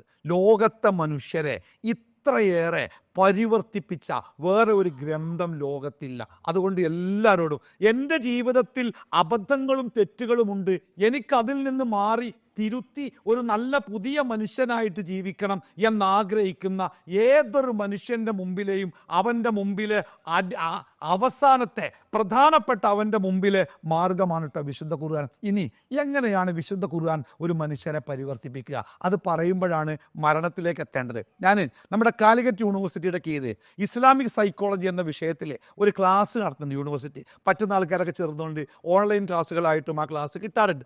അപ്പോൾ ഈ ഇസ്ലാമിക് സൈക്കോളജി എന്ന വിഷയത്തിൻ്റെ ഒന്നാമത്തെ ആ കോഴ്സ് ഉദ്ഘാടനം, എന്താണ് ആ കോഴ്സ് എന്നും അതിനെക്കുറിച്ചൊക്കെ പറയുന്ന അതിൻ്റെ ഒരു ഇൻട്രഡക്ഷനാണ്. ആമുഖത്തിൻ്റെ ക്ലാസ്സിൽ ഞാനും പങ്കെടുത്ത് ആ കോഴ്സ് പഠിക്കാൻ വേണ്ടി ചേർന്നിട്ട് എത്തിയതാണ്. അപ്പോൾ അന്നത്തെ ആ ഒന്നാമത്തെ ക്ലാസ്സിൽ, ഉദ്ഘാടന ക്ലാസ്സിൽ ഒരാൾ, അദ്ദേഹം മുസ്ലിം അല്ലായിരുന്നു കേട്ടോ, മുസ്ലിം അല്ലാത്ത കാലിക്കറ്റ് യൂണിവേഴ്സിറ്റിയിലെ സൈക്കോളജിയുമായി ബന്ധപ്പെട്ട ഒരു പ്രൊഫസറാണ്, അദ്ദേഹത്തിൻ്റെ ക്ലാസ്സാണ്. അദ്ദേഹം ആ ക്ലാസ്സിൽ പറഞ്ഞത്, ലോകത്തിലെ ഏറ്റവും വലിയ സൈക്കോളജി, മനുഷ്യൻ്റെ മനസ്സിനെ ഏറ്റവും കൂടുതൽ സ്വാധീനിച്ച ഗ്രന്ഥം വിശുദ്ധ ഖുർആനാണ് എന്ന് ഞാൻ വിശ്വസിക്കുന്നു. ആര്? അദ്ദേഹം ഒരു മുസ്ലിം അല്ല. വിശുദ്ധ ഖുർആൻ ദൈവികമായ വചനങ്ങളാണ് എന്ന് വിശ്വസിക്കുന്ന ആളെ അല്ല. അദ്ദേഹം മറ്റൊരു മതത്തിൻ്റെ ആചാരങ്ങളും അനുഷ്ഠാനങ്ങളും ചിഹ്നങ്ങളും ഒക്കെയുള്ള ഒരു വ്യക്തിയാണ്. പക്ഷെ അദ്ദേഹം പറഞ്ഞത്, ലോകത്തിലെ മനുഷ്യൻ്റെ മനസ്സിനെ ഇത്രയേറെ സ്വാധീനിക്കുന്ന വേറെ ഒരു ഗ്രന്ഥം ലോകത്തില്ല. എന്നിട്ട് അദ്ദേഹം അതിന് കുറേ ഉദാഹരണങ്ങൾ പറഞ്ഞേ. പഴയ ഉദാഹരണവും പുതിയ ഉദാഹരണവും. ഒരു പെൺകുട്ടി ജനിച്ചാൽ കുഴിച്ചു മൂടുക എന്നതാണ് സമൂഹത്തിൻ്റെ ആചാരമെന്ന് വിശ്വസിക്കുന്ന ഒരു കാലത്ത് ഒരു പെൺകുട്ടിയെ പോറ്റുക എന്നത് പുണ്യമാണ് എന്ന് വിശ്വസിക്കുന്ന തലത്തിലേക്ക് അല്ലേ പ്രവാചകൻ എന്താ പഠിപ്പിച്ചത്?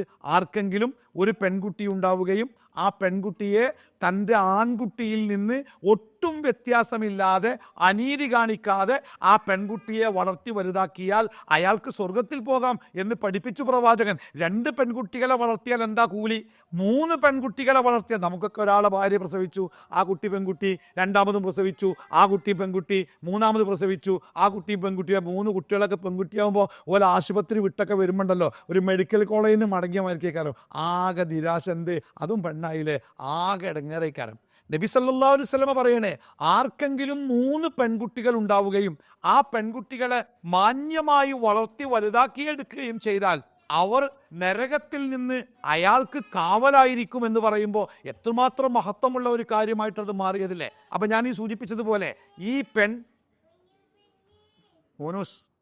അപ്പൊ ഈ പെൺകുട്ടികളെ, ഒരു പെൺകുട്ടി പിറന്നാൽ ആ പെൺകുട്ടിയെ കുഴിച്ചുമൂടൽ പുണ്യമാണെന്ന് വിശ്വസിക്കുന്ന കാലത്ത് നിന്ന് ആ പെൺകുട്ടിയെ വളർത്തൽ പുണ്യമാണെന്ന് വിശ്വസിക്കുന്ന ഒരു കാലത്തിലേക്ക് ആ ജനത മാറിയില്ലേ. മദ്യമില്ലാതെ ജീവിക്കാൻ പറ്റാതിരുന്ന സമൂഹം, അവർ പ്രവാചകന്റെ അടുത്ത് ഒരു സംശയം ചോദിച്ചു വരുന്നുണ്ട്. കള്ളു കുടിക്കാതെ ജീവിക്കാൻ പറ്റാതിരുന്ന സമൂഹം പ്രവാചകന്റെ അടുത്ത് വന്ന് ചോദിച്ചെന്താ അറിയോ? അന്ന് കള്ള് ഹറാമാക്കിയ ദിവസം ഞങ്ങളുടെ വീട്ടിലെ കള്ള് പുറത്തേക്ക് ചിന്തിക്കളഞ്ഞിടത്ത് ഒരു പുല്ല് മുളച്ചു വന്നിരുന്നു. ആ പുല്ല് ഞങ്ങളെ വീട്ടിലെ ആട് പോയി തിന്നിട്ടുണ്ട്, അതുകൊണ്ട് ആ ആടിനെ അറുക്കുമ്പോൾ അതിൻ്റെ ഇറച്ചി തിന്നാൻ പറ്റുമോ എന്ന് സംശയം ചോദിക്കുന്ന അവസ്ഥയിലേക്ക് അവർ മാറിയില്ലേ. ഈ മാറ്റം എങ്ങനെ ഉണ്ടായത്? അദ്ദേഹം മറ്റൊരു രസകരമായ ഉദാഹരണം പറഞ്ഞേ. മരുഭൂമിയിൽ പാർക്കുന്ന ആളുകൾക്ക് ഏറ്റവും വിഷമമാണ് അവരുടെ വസ്ത്രങ്ങൾ ശുദ്ധീകരിക്കുന്നില്ല. കാരണം മരുഭൂമിയിലെ കാറ്റും പൊടിയും എപ്പോഴും പോലെ വസ്ത്രത്തിനെ ഒരു മണ്ണിൻ്റെ നിറാക്കി മാറ്റും. മാത്രമല്ല ആവശ്യത്തിന് വെള്ളം ഉണ്ടാവില്ല, കിണറും പൊഴിയൊന്നും ഇല്ലല്ലോ. അതുകൊണ്ട് മരുഭൂമിയിൽ ജീവിക്കുന്ന ആളുകൾ പലപ്പോഴും ഈ മണ്ണിൻ്റെ നിറമുള്ള വസ്ത്രം ധരിച്ചാൽ ജീവിക്കുക. അദ്ദേഹം രസകരമായി പറഞ്ഞ ഉദാഹരണം എന്താ അറിയോ? പ്രവാചകൻ അവരോട് പറഞ്ഞു, നിങ്ങൾ വെള്ള വസ്ത്രം ധരിക്കണം, വെള്ള വസ്ത്രം അള്ളാഹുവിന് ഇഷ്ടമാണ്, നിങ്ങളുടെ ശവശരീരങ്ങളെ വെള്ള വസ്ത്രങ്ങൾ കൊണ്ട് പൊതിയണം. അങ്ങനെയുള്ള മയ്യത്ത് വെള്ള വസ്ത്രം കൊണ്ട് പൊതിയണം, വെള്ള വസ്ത്രം അള്ളാഹ്ക്ക് ഇഷ്ടമെന്നൊക്കെ പറഞ്ഞിട്ട് ഇത് പ്രവാചകൻ അവരോട് പറഞ്ഞ് പഠിപ്പിച്ചതിൻ്റെ ഉദാഹരണം അദ്ദേഹം പറഞ്ഞ് രസകരമായിട്ടാണ് പറഞ്ഞേ. നമ്മുടെ നാട്ടിൽ എത്ര നല്ല വെള്ള വസ്ത്രം ധരിച്ചാണെങ്കിലും നമ്മൾ ഈ ഇസ്ലാം മതം വിശ്വസിക്കുന്ന മരുഭൂമിയിലെ അറബികളുടെ അടുത്ത് നമ്മളെ വെള്ളവസ്ത്രമായിട്ട് നിന്നാൽ അവരുടെ വെള്ളയുടെ 7 അയലത്ത് പോലും നമ്മുടെ വെള്ളം എത്തൂല. ഇത്രമാത്രം പുഴയും കിണറും കാടും ഒക്കെ ഉണ്ടായിട്ടും ആ മരുഭൂമിയിൽ, വെള്ളമില്ലാത്ത മരുഭൂമിയിൽ അവർ ധരിക്കുന്ന വെള്ള വസ്ത്രത്തിൻ്റെ വെള്ളയിലേക്ക് ഈ വെള്ളം മുഴുവനുള്ള നമ്മുടെ നാട്ടിലെ വെള്ളക്ക് എത്താൻ പറ്റുന്നില്ല എന്നത് ആ പ്രവാചകന്റെ വാക്കിനെ അവർ എത്രമാത്രം വിലക്കെടുത്തു, ജീവിതത്തിൽ ഗൗരവത്തിലെടുത്തു എന്ന് പഠിപ്പിക്കാൻ വേണ്ടി അദ്ദേഹം അവിടെ ആവർത്തിക്കുകയുണ്ടായി. ഞാൻ സൂചിപ്പിച്ചത് എന്നിട്ട് അദ്ദേഹം പറഞ്ഞത്, എങ്ങനെയാണ് ഖുർആൻ മനുഷ്യനെ ഇങ്ങനെ പരിവർത്തിപ്പിച്ചത്? ലോകത്തിൽ ഒരുപാട് ഗ്രന്ഥം ഉണ്ടല്ലോ. ഇപ്പം ഗാന്ധിജിയുടെ ജീവചരിത്രം പറയുന്ന ഗ്രന്ഥമുണ്ട്. ആ ഗ്രന്ഥത്തിലെ ഏതെങ്കിലും കാര്യം നമ്മുടെ ജീവിതത്തിൻ്റെ ഭാഗമായിട്ടുണ്ടോ? എന്താ പറയുക, കാറൽ മാക്സിൻ്റെ, ഫെഡറിക് ആംഗൽസിൻ്റെ ഒക്കെ ഏതൊക്കെ പുസ്തകങ്ങൾ ലോകത്തുണ്ട്? ലോകത്തെ ആകപ്പാടെ അട്ടിമറിച്ച വിപ്ലവ നായകന്മാരുടെ ഗ്രന്ഥങ്ങളില്ലേ? ആ ഗ്രന്ഥങ്ങളൊന്നും നമ്മളെ സ്വാധീനിച്ചിട്ടില്ലല്ലോ, അല്ലേ? ഗാന്ധിജി എങ്ങനെയാണ് കിടന്നുറങ്ങി നമുക്കറിയില്ല, നമുക്കത് അറിയേണ്ട ആവശ്യമില്ല, നമ്മൾ അറിയില്ല. പക്ഷേ മുഹമ്മദ് നബി സല്ലല്ലാഹു അലൈഹി വസല്ലം എങ്ങനെ കിടന്നുറങ്ങി നമുക്കറിയാം. പ്രവാചകൻ കിടന്നുറങ്ങിയത് ഈ ക്യാമറയുടെ മുമ്പിലൊന്നുമല്ല. 1500 കൊല്ലം മുമ്പ് ഓല കൊണ്ട് മേഞ്ഞ തൻ്റെ വീടിൻ്റെ ഉള്ളിൽ പ്രവാചകൻ എങ്ങനെ ഉറങ്ങിയത്? വലത്തെ കൈവെള്ളയിലേക്ക് തൻ്റെ വലത്തെ കവിള് ചേർത്ത് വെച്ച് വലതുഭാഗത്തേക്ക് ചെരിഞ്ഞു കിടന്നു എന്ന് എനിക്കും നിങ്ങൾക്കും അറിയാം. ഈ പ്രവാചകന്റെ സന്ദേശം ഇന്നും ഈ ലോകത്ത് മനോഹരമായിട്ട് നിലനിൽക്കുകയാണ്. എങ്ങനെയാണ് അത് നിലനിന്നത്? അതിന് അദ്ദേഹം പറഞ്ഞ മറുപടി എന്താ പറയുക? വിശുദ്ധ ഖുർആനിൻ്റെ ഈ അത്ഭുതത്തിൻ്റെ കാരണം ഖുർആൻ പഠിപ്പിച്ച മരണാനന്തര ജീവിതത്തിലെ വിശ്വാസമാണ്. ഒരിക്കലും ആരും കണ്ടിട്ടില്ലാത്ത സ്വർഗം, ഒരിക്കലും ആരും കണ്ടിട്ടില്ലാത്ത നരകം, ആ നരകത്തെയും സ്വർഗത്തെയും മനുഷ്യൻ്റെ മുമ്പിൽ അവതരിപ്പിച്ചാണ് ലോകത്തിലെ ഒരു ഗ്രന്ഥത്തിനും സാധ്യമാവാത്ത സാമൂഹിക വ്യക്തിപരമായ പുരോഗതി ഇസ്ലാം നേടിയെടുത്തത് എന്ന് അദ്ദേഹം തൻ്റെ 1 മണിക്കൂർ ക്ലാസ്സിൽ മനോഹരമായിട്ട് പറയുകയുണ്ടായി. പ്രിയപ്പെട്ടവരെ, നമ്മളൊക്കെ മനസ്സിലാക്കേണ്ട സംഗതിയാണ്, ഞാനും നിങ്ങളും വേണ്ടാത്തരങ്ങളിലേക്ക് പോകാതെ നന്മയിലേക്ക് ഒതുങ്ങി ജീവിക്കാൻ പലപ്പോഴും ജീവിതത്തിൽ നഷ്ടങ്ങൾ എന്നറിഞ്ഞിട്ടും ആ നഷ്ടങ്ങൾ സഹിച്ചുകൊണ്ട് ഈ നന്മയുടെ ഭാഗത്ത് ഉറച്ചു നിൽക്കാനുണ്ടായ കാരണം എന്താ? ഈ ഖുർആൻ പഠിപ്പിച്ച മരണാനന്തര ജീവിതവുമായി ബന്ധപ്പെട്ട സംഗതിയല്ലേ. ഇവിടെ ഇപ്പോൾ ഒരാൾ ഒരു കച്ചവടത്തിൽ ഭയങ്കര അന്യായമായ രൂപത്തിൽ ഭയങ്കര ലാഭം ഉണ്ടാക്കുമ്പോൾ അവന് വലിയ ലാഭം കിട്ടിയെന്നറിയുമ്പോൾ നമ്മൾ പറയുന്നൊരു മറുപടി എന്താ? എത്ര കിട്ടിയാലെന്താ, മരിച്ചു പോണ്ടേ അല്ലേ, മരിച്ചു പോണ്ടേ. അവിടെ ചെന്നാൽ എന്തായിക്കാലം പോൻ്റെ അവസ്ഥ എന്ന് നമ്മൾ ആ വിഷയത്തെപ്പറ്റി ചർച്ച ചെയ്യാറില്ലേ. ഇവിടെയാണ് നമ്മൾ മരണം എന്ന ആ 3 അക്ഷരങ്ങൾ ഒരു മനുഷ്യൻ്റെ ജീവിതത്തിൽ ഉണ്ടാക്കാൻ സാധിക്കുന്ന ആ വലിയ മാറ്റത്തെക്കുറിച്ച്. ഞാനിപ്പോൾ ഒരു 2-3 ദിവസത്തെ അല്ലെങ്കിൽ ഒരൊറ്റ ദിവസത്തെ സന്ദർശനത്തിന് അബുദാബിയിൽ വരുമ്പോൾ അബുദാബിയിലെ സുഹൃത്തുക്കളെ കാണുമ്പോൾ അവരോട് മരണത്തെക്കുറിച്ച് തന്നെ സംസാരിക്കണമെന്ന് എന്നോട് പറയാനുള്ള കാരണം എന്താ, ലോകത്ത് വേറെ എന്തൊക്കെ നമുക്ക് സംസാരിക്കാണ്ട്, ത്രസിപ്പിക്കുന്ന എന്തൊക്കെ വിഷയങ്ങളുണ്ട്, ചിരിപ്പിക്കുന്ന എന്തൊക്കെ വിഷയങ്ങളുണ്ട്, അതൊക്കെ ഉണ്ടായിട്ട് അതൊക്കെ മാറ്റി വെച്ചിട്ട് മരണത്തെക്കുറിച്ച് സംസാരിക്കണമെന്ന് പറയാനുള്ള കാരണം എന്താ പറയുക, ഒരു മനുഷ്യൻ്റെ ജീവിതത്തെ പരിവർത്തിപ്പിക്കാൻ മരണത്തോളം സാധ്യമാകുന്ന വേറൊരു സംഗതിയില്ല. നമ്മളൊക്കെ കൂട്ടുകാരൊക്കെ കൂടിയിരുന്ന് കണ്ട് എന്തോ തമാശ പറഞ്ഞ്, ഉള്ളതോ ഇല്ലാത്തതോ ആവട്ടെ, ഒരു തമാശ പറഞ്ഞ് ആർത്തു ചിരിക്കുന്ന സമയത്ത് നമ്മുടെ ഇങ്ങനെ ഈ നെഞ്ചിൻ്റെ ഉള്ളിൽ കൂടെ ഇങ്ങനെ ഒരു ചെറിയ വേദന ഇങ്ങനെ മേലേക്ക് കയറി നോക്കട്ടെ, നമ്മുടെ ചിരി കൂടി ഒരു ഭാഗത്തേക്ക് കൂടി ഇങ്ങനെ വരും. നമ്മുടെ ചിരി പതുക്കെ നിൽക്കും. കൂട്ടുകാർ ചോദിക്കും എന്താ എനിക്ക് പറ്റിയത്, ഒന്നുമില്ല. അല്ല എന്തോ പറ്റിയിരിക്കണല്ലോ, ഒന്നുമില്ല.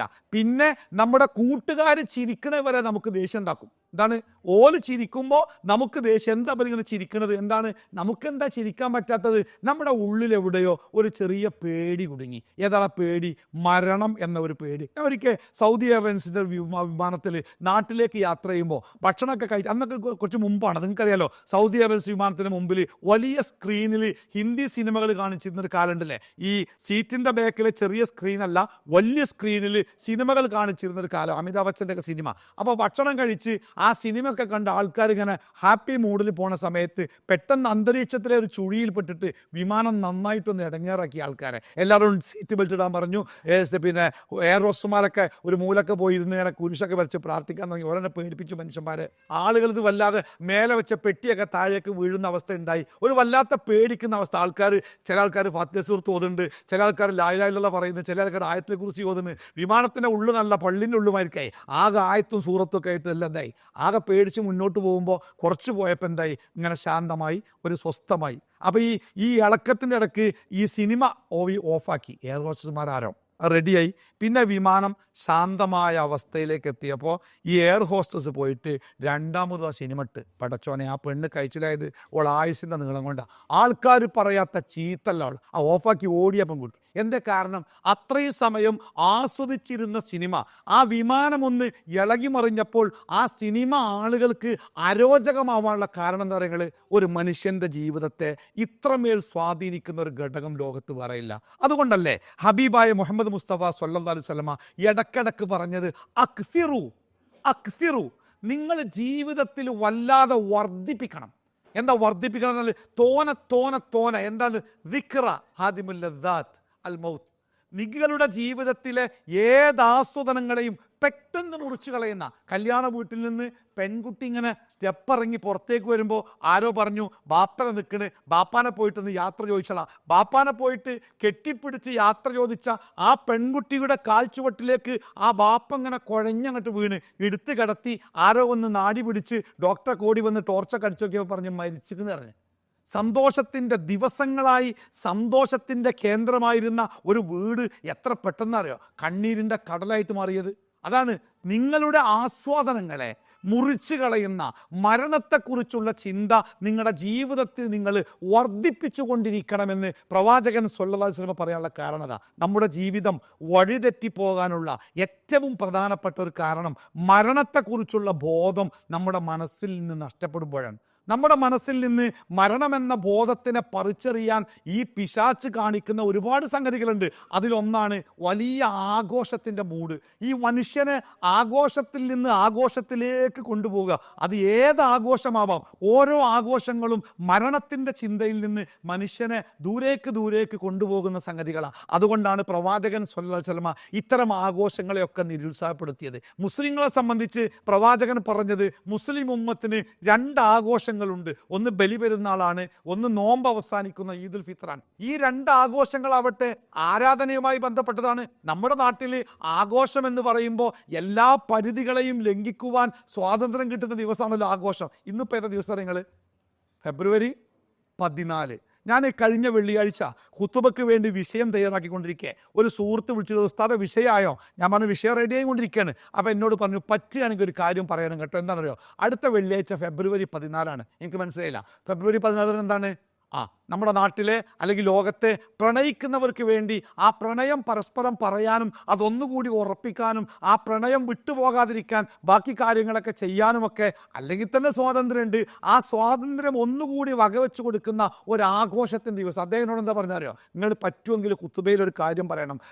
ഹയർ സെക്കൻഡറി ക്ലാസ്സിലോ കോളേജിലോ പഠിക്കുന്ന പെൺകുട്ടികൾ ആർക്കെങ്കിലും ഉണ്ടെങ്കിൽ അടുത്ത വെള്ളിയാഴ്ച 14 മോളെ ഇന്ന് സ്കൂളിൽ പോകണ്ട, ഇന്ന് കോളേജിൽ പോകണ്ട എന്ന് പറയാനുള്ള ധൈര്യമെങ്കിലും ആ ബാപ്പാര് ആ മക്കളോട് കാണിക്കണം. അത് ആ മക്കളോട് ചെയ്യുന്ന വലിയൊരു ഉപകാരക്കാരൻ. കാരണം ഇങ്ങനെ കാത്തിരിക്കുകയാണ്, നൂലുമായിട്ടും താലിയായിട്ടും നല്ല വർത്താനായിട്ടും ബൈക്കുമായിട്ടും കാറായിട്ടും കോളേജിൻ്റെ സ്ഥാപനങ്ങളുടെ വാതിൽക്കൽ പ്രണയത്തിൻ്റെ പ്രഖ്യാപനത്തിന് വേണ്ടി കാത്തിരിക്കുന്ന ആ കഴുകന്മാരുടെ മുമ്പിലേക്ക് നമ്മുടെ മക്കൾ പോകാതിരിക്കുക എന്നതാണ് അവർ രക്ഷപ്പെടാനുള്ള മാർഗം. അതുകൊണ്ട് ഇന്ന് ഈ 14 തീയതി വെള്ളിയാഴ്ച ഈ സ്കൂളിൽ പോകണ്ട, ഈ കോളേജിൽ പോകണ്ടെന്ന് പെൺമക്കളോട് രക്ഷിതാക്കൾ പറയാൻ നിങ്ങൾക്ക് പറ്റുമെങ്കിൽ നിങ്ങൾ വെള്ളിയാഴ്ച ഒന്ന് പറയണം കേട്ടോ എന്ന് കോളേജ് അധ്യാപകനായ ആ സുഹൃത്ത് എന്നെ വിളിച്ച് പറഞ്ഞേ. ഞാൻ ഉദ്ദേശിച്ചത്, പറഞ്ഞു വന്നത്, നമ്മുടെ നാട്ടിൽ പല ജാതി ആഘോഷങ്ങളാണ്. ഇപ്പം ചുരുക്കത്തിൽ ഇങ്ങനെ ഒരു കൊല്ലത്തിൽ 365 ദിവസം ഉണ്ടെങ്കിൽ ഈ 365 ആഘോഷങ്ങളുണ്ട്. എന്താണ് ഈ ആഘോഷങ്ങൾ കൊണ്ട് ഉദ്ദേശിക്കുന്നത്? ആഘോഷങ്ങൾ കൊണ്ട് ഉദ്ദേശിക്കുന്നത് മനുഷ്യൻ്റെ മനസ്സിനെ യാഥാർത്ഥ്യത്തിൽ നിന്ന് പിടിച്ചിട്ട് ആഘോഷത്തിൻ്റെ മൂഡിലേക്കാണ്ട് കൊണ്ടുപോവുക. യാഥാർത്ഥ്യം എന്ന് പറയുന്നത് ഇതാണ്: ഏത് സമയത്തും എൻ്റെ ജീവിതത്തിലേക്ക് കടന്നു വന്നേക്കാം ഒരു മരണം. ഞാൻ ആലുവ റെയിൽവേ സ്റ്റേഷനിൽ വലിയ ജനത്തിരക്കിൽ നിൽക്കുമ്പോൾ ഒരു വലിയ നെടുനീളം മനുഷ്യൻ പെട്ടെന്ന് അങ്ങോട്ട് വീണ് അയാളെ എടുത്ത് ഒരു ഭാഗത്തേക്ക് കിടത്തി അയാളെ ഡോക്ടർമാരാരുണ്ടോ വിളിച്ചു ചോദിച്ചപ്പോൾ പെട്ടിയും കൊണ്ട് ഒരാൾ ഓടി വന്ന് ഡോക്ടറാണ്. ഇയാളെ പരിശോധിച്ചിട്ട് പറഞ്ഞു ആൾ മരിച്ചിട്ടുണ്ട്. അപ്പോൾ ഈ മരിച്ച വ്യക്തി ആരാന്നറിയില്ല. അയാളെ ഒരു കയ്യിൽ ഒരു സൂട്ട് കേസ് ഉണ്ട്, മറ്റേ കയ്യിൽ 2 മൊബൈൽ ഫോൺ ഇങ്ങനെ ചേർത്ത് പിടിച്ചിട്ടുണ്ട്. പക്ഷെ ആ 2 മൊബൈൽ ഫോണും ലോക്കാണ്, തുറക്കാൻ പറ്റുന്നില്ല. അവസാനം അയാളുടെ കീശയിൽ നിന്ന് ഒരു പേഴ്സ് കിട്ടി. ആ പേഴ്സിൽ അയാളുടെ അഡ്രസ്സ് തപ്പിയപ്പോൾ ബാങ്ക് കാർഡുകളുണ്ട്, പക്ഷെ ആ കാർഡിൽ അദ്ദേഹത്തിൻ്റെ അഡ്രസ്സുകളില്ല.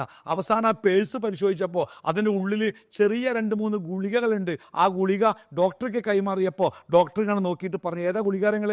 ഒന്നുമില്ല. സാധാരണ നെഞ്ചുവേദന ഉണ്ടാവുമ്പോൾ ഈ നാവിൻ്റെ അടിയിൽ വെക്കുന്ന ആ ചില്ലറ പൈസൻ്റെ ഗുളിക ഉണ്ടല്ലോ, ആ ഗുളിക പോക്കറ്റിലേക്ക് പൊതിഞ്ഞിടുമ്പോൾ അയാൾ എന്തേക്കാരും വിചാരിച്ചിട്ടുണ്ടാവുക? പേടിക്കാനൊന്നുമില്ല.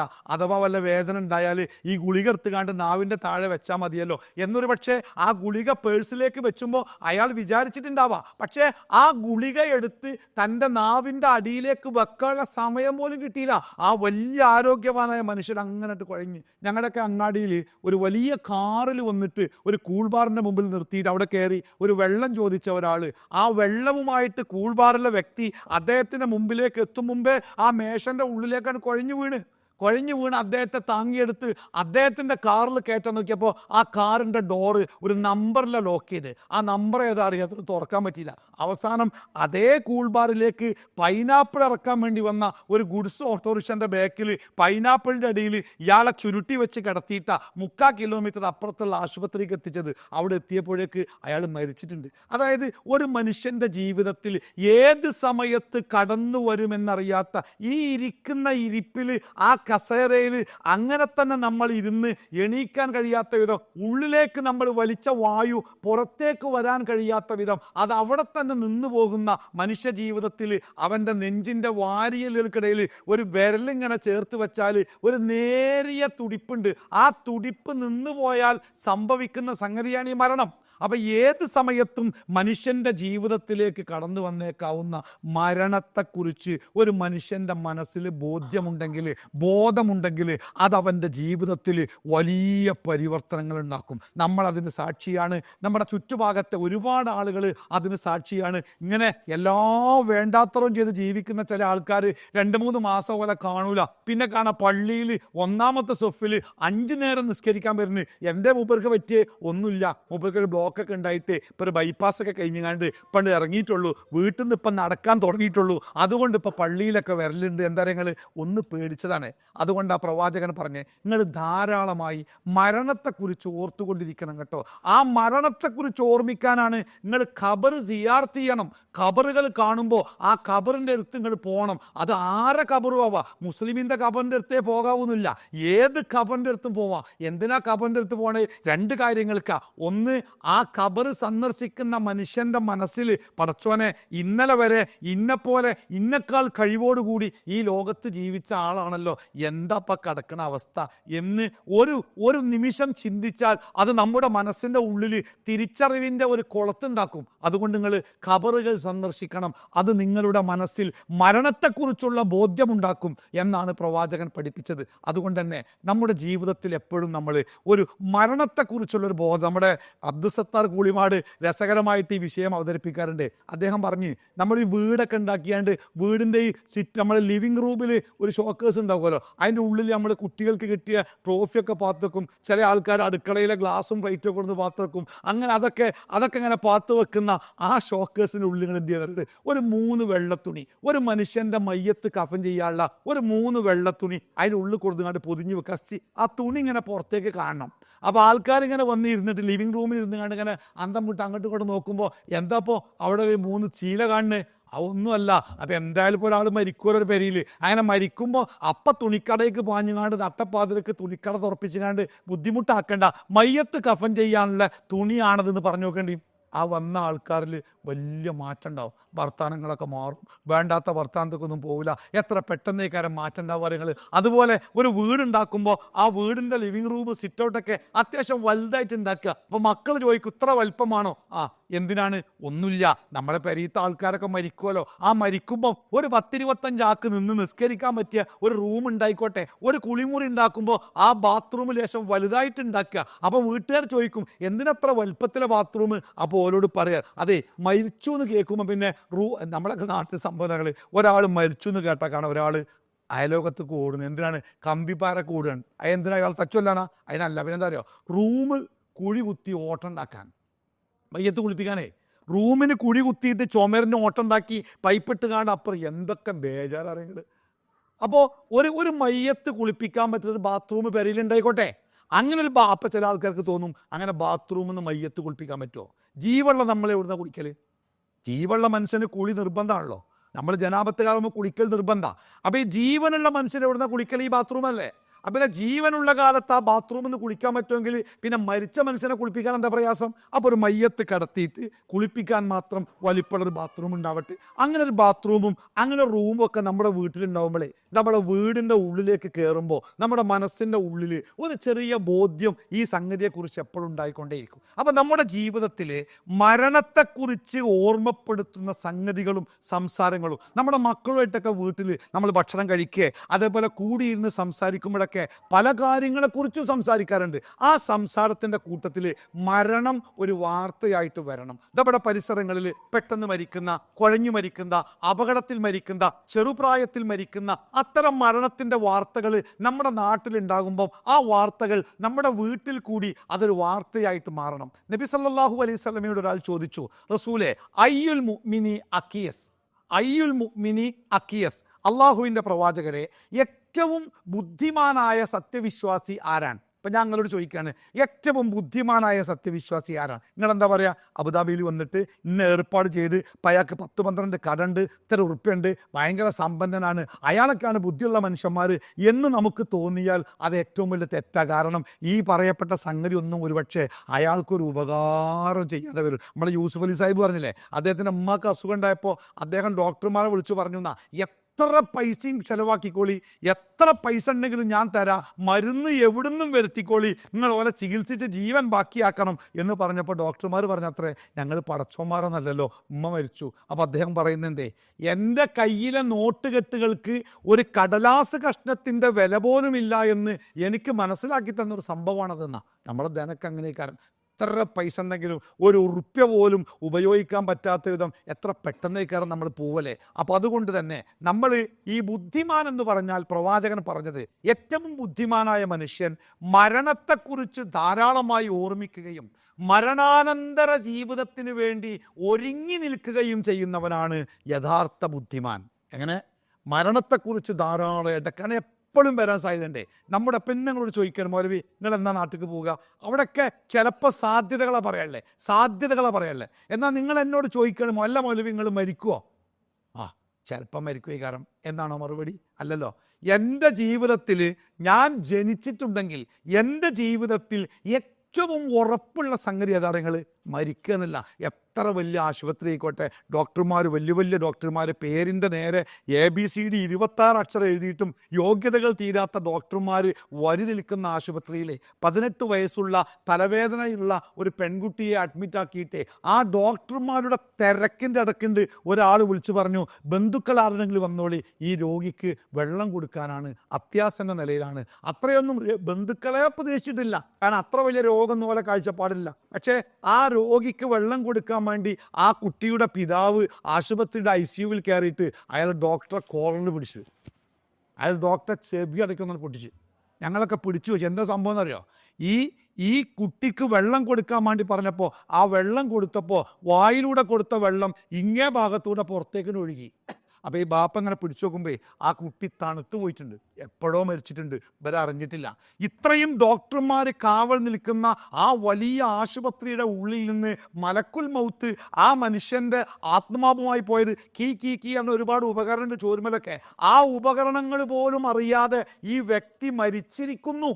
അതാണ് നമുക്ക് ചിലപ്പോൾ തോന്നുമോ ധൈര്യമായിട്ട് ഇനി പേടിക്കാനല്ല, എൻ്റെ വീടിൻ്റെ അടുത്ത് തന്നെ പുതിയൊരു ആശുപത്രി വന്നിക്കണ്, അതിൽ കാർഡിയാക് യൂണിറ്റ് ഭയങ്കര ഉഷാറാണ്, ഹാർട്ടിൻ്റെ 2-3 നല്ല ഡോക്ടർമാരുണ്ട്, ഇനി ഒരു പേടിയില്ല, എനിക്ക് സുഖമായിട്ട് കിടന്നുറങ്ങാം എന്നൊക്കെ വിചാരിക്കുന്ന നെഞ്ചുരോഗമുള്ള ആൾക്കാർ, നെഞ്ചുവേദനയുള്ള ആൾക്കാർക്ക് രാത്രിൻ്റെ ഒരു സുഹൃത്ത് മേക്ക് നെഞ്ചുവേദന. അയാളുടെ ഭാര്യ എന്താ പറഞ്ഞാലോ, അയാൾ ഭാര്യയോട് പറഞ്ഞേക്കാണേ, ഞാൻ ഉറങ്ങുമ്പോൾ ഉറങ്ങാൻ പാടില്ല കേട്ടോ, കാരണം ഉറക്കത്തിലെങ്ങാനും മരിച്ചാലോ, എപ്പം മരിച്ചാലും എന്താ. പക്ഷേ ഇയാൾ ഭാര്യയോട് പറഞ്ഞേക്കാണ്, ഞാൻ ഉറങ്ങുമ്പോൾ ഈ ഉറങ്ങാൻ പാടില്ല, ഈ ഉണർന്നിരിക്കണം. ഇപ്പം അയാൾ ഉറങ്ങലുണ്ട്. അത്ര ഭാര്യ പറഞ്ഞാൽ അപ്പുറത്തെ ക്വാർട്ടേഴ്സിൽ ഒരു ഡോക്ടർ വന്ന് താമസിക്കുന്നുണ്ട്, അപ്പം അയാൾക്ക് ധൈര്യമായി, അഥവാ മലക്കുൽ മൗത്ത് വന്നാലും ഡോക്ടറെ വിളിച്ചാൽ മൂപ്പരാട്ടി വിട്ടോളും എന്ന വിശ്വാസത്തിൽ ഇപ്പം മൂപ്പര് സുഖമായിട്ട് ഉറങ്ങുന്നുണ്ടല്ലേ. അപ്പം നമ്മളൊക്കെ കാഴ്ചപ്പാട് അങ്ങനെയാണ്. പക്ഷേ എത്ര വലിയ സൗകര്യമുള്ളിടത്ത് നമ്മുടെ ഈ രാജ്യം കണ്ട ഏറ്റവും വലിയ പാർലമെൻറ്റേറിയൽ ഒരാളായത് ഇ.എം. സാഹിബ്, അദ്ദേഹത്തിൻ്റെ മരണം ഓർമ്മയുണ്ടാവും. അദ്ദേഹം മരിക്കുന്നത് നമ്മുടെ പാർലമെൻറ്റിൽ കുഴഞ്ഞു വീണിട്ട ആ ദിവസം എന്താണെന്നറിയോ? നമ്മുടെ പാർലമെൻറ്റിൽ ബജറ്റ് അവതരിപ്പിക്കുന്ന ദിവസമാണ് അദ്ദേഹത്തിൻ്റെ മരണം. ഈ ബജറ്റ് സാധാരണഗതിയിൽ പാർലമെൻറ്റിലെ ഒരു അംഗം മരിച്ചാൽ അന്ന് പാർലമെൻറ്റ് നിർത്തിവെക്കലാണ്, ദുഃഖസൂചകമായിട്ട്. പക്ഷേ ഇത് ബജറ്റ് അവതരിപ്പിക്കുന്ന ദിവസമായതുകൊണ്ട് പാർലമെൻറ്റ് നിർത്തിവെക്കാൻ പറ്റില്ല. കാരണം ബജറ്റ് അന്ന് അവതരിപ്പിച്ചില്ലെങ്കിൽ രാജ്യത്തിൻ്റെ സാമ്പത്തിക രംഗത്ത് പല ഭാഗത്തും സ്റ്റോപ്പാവും, അത് രാജ്യത്തിന് വലിയ നഷ്ടമാവും. അതുകൊണ്ട് തന്നെ ഇ.എം. സാഹിബ് കുഴഞ്ഞു വീണപ്പോൾ അദ്ദേഹത്തെ എടുത്തിട്ട് തൊട്ടടുത്തൊരു ആശുപത്രി, റാം മനോഹർ ലോഹി ആശുപത്രി, ഇന്ത്യയിലെ തന്നെ ഏറ്റവും മികച്ച ഡോക്ടർമാരുള്ള ആശുപത്രിയാണ്. ആ റാം മനോഹർ ലോഹി ആശുപത്രിയിലേക്ക് അദ്ദേഹത്തെ പ്രവേശിപ്പിച്ചിട്ട് അദ്ദേഹത്തോട് നമ്മുടെ ഇന്ത്യയുടെ ഭരണ സംവിധാനം എന്താ പറഞ്ഞാലോ, അദ്ദേഹത്തിൻ്റെ ജീവനൊരു അപകടവും പറ്റാൻ പാടില്ല, എന്തും ചെലവാക്കിക്കൊള്ളുന്ന. അങ്ങനെ അദ്ദേഹത്തെ ആശുപത്രിയിലാക്കി. അദ്ദേഹത്തിൻ്റെ കുടുംബങ്ങൾ വിവരമറിഞ്ഞ് ഓടി വന്ന് ആശുപത്രിക്കാരാരെയും ഉള്ളിലേക്ക് വിടുന്നില്ല. ഇടയ്ക്കിടയ്ക്ക് മെഡിക്കൽ ബുള്ളറ്റിൻ, കുഴപ്പമില്ല, സുഖാവുന്നുണ്ട്. അവസാനം പ്രതിപക്ഷ നേതാവ് അടക്കമുള്ള ആളുകൾ ആശുപത്രിയുടെ വരാന്തയിൽ ബഹളം വെച്ചപ്പോൾ അവർക്ക് ഗത്യന്തരമില്ലാതെ അവർ വാതിൽ തുറന്നപ്പോൾ അദ്ദേഹം എപ്പോഴോ മരിച്ചിട്ടുണ്ട്. ആ പാർലമെൻറ്റിൽ നിന്ന് താങ്ങിയെടുത്ത് കൊണ്ടുപോകുമ്പോഴേ അദ്ദേഹം മരിച്ചിട്ടുണ്ട്. ആ ഇന്ത്യയിലെ ഏറ്റവും മികച്ച പാർലമെൻറ്റേറിയനെ ഒരു രാജ്യത്തിൻ്റെ മുഴുവൻ പിൻബലമുണ്ടായിട്ടും അദ്ദേഹത്തിൻ്റെ ആയുസ്സിലേക്ക് ഒരു സെക്കൻഡ് കൂട്ടിച്ചേർക്കാൻ ആർക്കെങ്കിലും കഴിഞ്ഞോ? നമ്മളൊക്കെ അവസ്ഥ തന്നെയാണ്. നമ്മൾക്ക് എപ്പോഴാണോ റബ്ബ് നിശ്ചയിക്കുന്ന സമയം, അപ്പം നമ്മൾ ചെറുപ്പക്കാരനാണോ, നമ്മുടെ കുട്ടീൻ്റെ കല്യാണ ദിവസമാണോ, നമ്മുടെ ഭാര്യ പ്രസവിക്കുന്ന ദിവസമാണോ, നമ്മുടെ വീട്ടിലെ സന്തോഷത്തിൻ്റെ ദിവസമാണോ, ടൂറ് പോകാൻ തീരുമാനിച്ച ദിവസമാണോ, നാട്ടിലേക്ക് പോകാൻ തീരുമാനിച്ച ദിവസമാണോ, ഒന്നും പ്രശ്നം ഉണ്ടാവില്ല.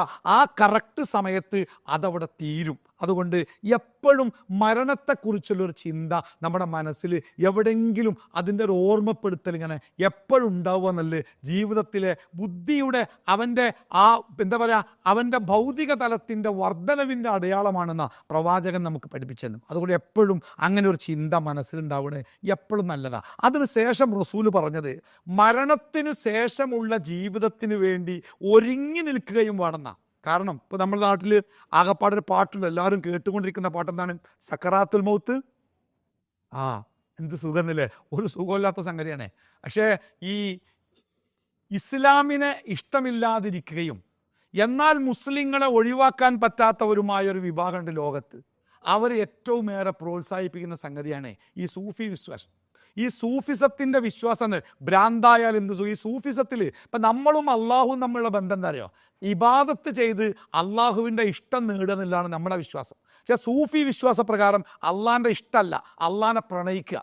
അള്ളാഹിനെ പ്രണയിച്ച് അവസാനം അള്ളാഹു ഓൻ്റെ ശരീരത്തിൽ കയറുമ്പോൾ ആ പ്രണയം മൂത്തോന് ഭ്രാന്തവുന്നാണ്. അങ്ങനെ സൂഫി സന്യാസിമാർ ഭ്രാന്തന്മാരായിട്ട് ജട പിടിച്ച് അങ്ങനെ അലഞ്ഞ് പാട്ടും പാടി കഞ്ചാവിൻ്റെ പുകച്ചുള്ളുമായിട്ടൊക്കെ നടക്കും. അവർക്ക് പിന്നെ എന്തു ആവാന്നാ ആ ഒരു പദവി എന്താ പറയുക? ജദബിൻ്റെ ഹാല് എന്നാ പറയുക. ആ ഹാലിലെത്തിയാൽ പിന്നെ നിസ്കാരമൊന്നും വേണ്ട, ഓന് കള്ളും കഞ്ചാവും ഒക്കെ ആവുക. കാരണം അള്ളാഹു അവൻ്റെ ഉള്ളിലേക്ക് ഇങ്ങോട്ട് കുടിയേറിയിരിക്കണമെന്നാ. പണ്ട് സൂഫികൾക്കിടയിൽ പ്രസിദ്ധമായൊരു കഥ ഉണ്ട്. ഈ അള്ളാഹുവുമായുള്ള പ്രണയം എങ്ങനെ ആവണമെന്ന് പഠിപ്പിക്കുന്ന ഒരു കഥ ഉണ്ട് അവർക്ക്. ആ കഥയിലെ കഥാപാത്രമാണ് ഖൈസും ലൈലയും. നമ്മുടെ നാട്ടിൽ കുറേ ഇസ്ലാമിക പ്രണയവുമായി ബന്ധപ്പെട്ട പാട്ടിലൊക്കെ കഥാപാത്രങ്ങൾ ഖൈസും ലൈലയും. ഈ ഖൈസ് എന്ന് പറഞ്ഞ ആൾ ലൈലയെ പ്രണയിക്കുകയാണ്. അങ്ങനെ വല്ലാതെ പ്രണയിച്ച്, പക്ഷേ ലൈലാൻ്റെ വാപ്പ കൊടുക്കൂല ലൈലനെ.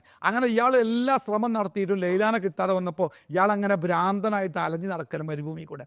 ഏത് മരം കണ്ടാൽ അയാൾക്ക് ലൈലയാണ്, കല്ല് കണ്ടാൽ ലൈലയാണ്, ആരെ കണ്ടാലും മൂപ്പർക്ക് ലൈലയാണ്. കല്ലിനൊക്കെ കെട്ടിപ്പിടിച്ച് മരത്തൊക്കെ കെട്ടിപ്പിടിച്ച് മൂപ്പര് ലൈലാനെ വിളിച്ച് അങ്ങനെ കരയും. അങ്ങനെ ആളുകൾ അദ്ദേഹത്തോട് ചോദിച്ചു അവസാനം, എൻ്റെ ലൈല ഖൈസ നിൻ്റെ ലൈല എവിടെ? അപ്പോൾ അദ്ദേഹം പറഞ്ഞു, ലൈല എൻ്റെ ഉള്ളിലുണ്ട്, ഞാൻ തന്നെയാണ് ലൈല എന്ന് പറഞ്ഞു.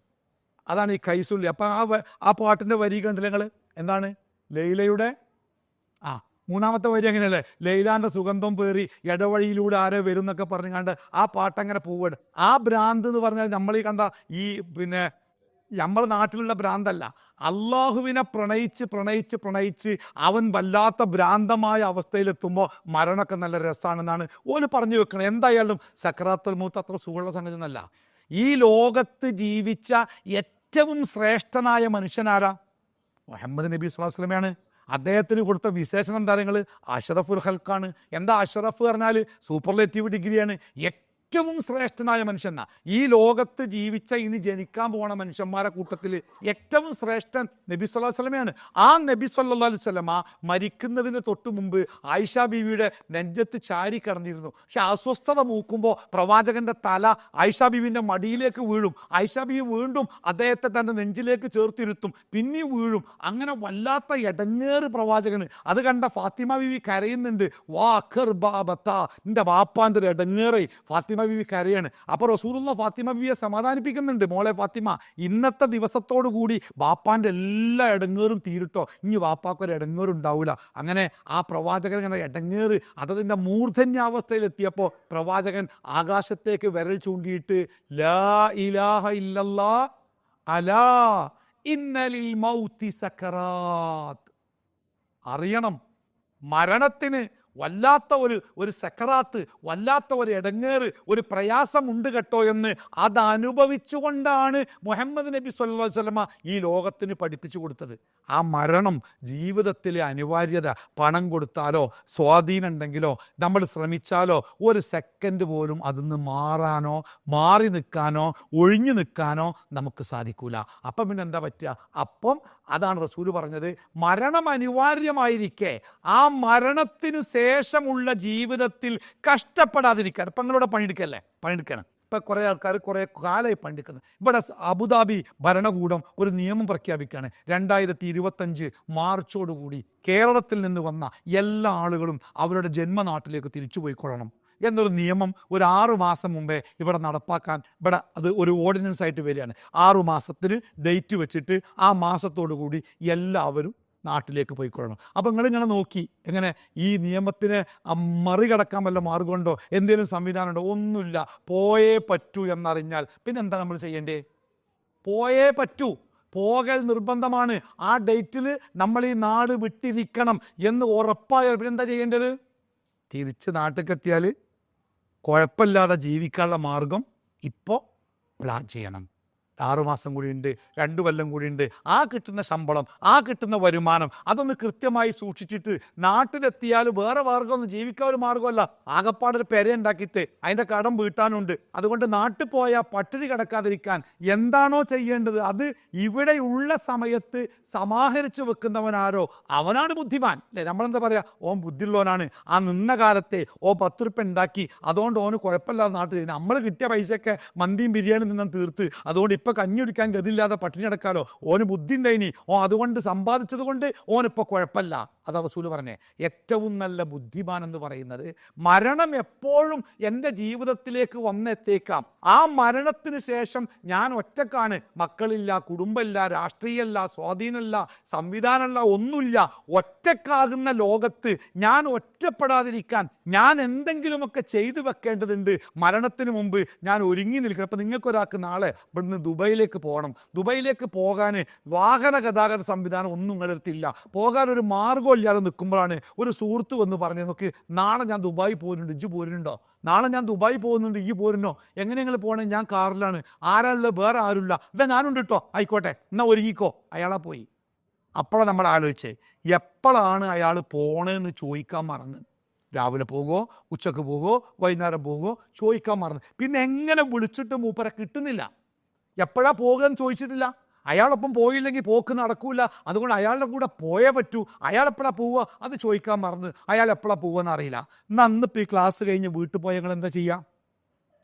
നാളെ പോകാനുള്ള ഒരുക്കം അത് ഇപ്പം തന്നെ ഒരുങ്ങണോ? വൈകുന്നേരത്തിൽ എത്തിയാൽ പോരെ? അതിന് അയാൾ രാവിലെ പോവുകയാണെങ്കിലോ ഞാൻ ഒരുങ്ങി നിൽക്കണ്ടേ?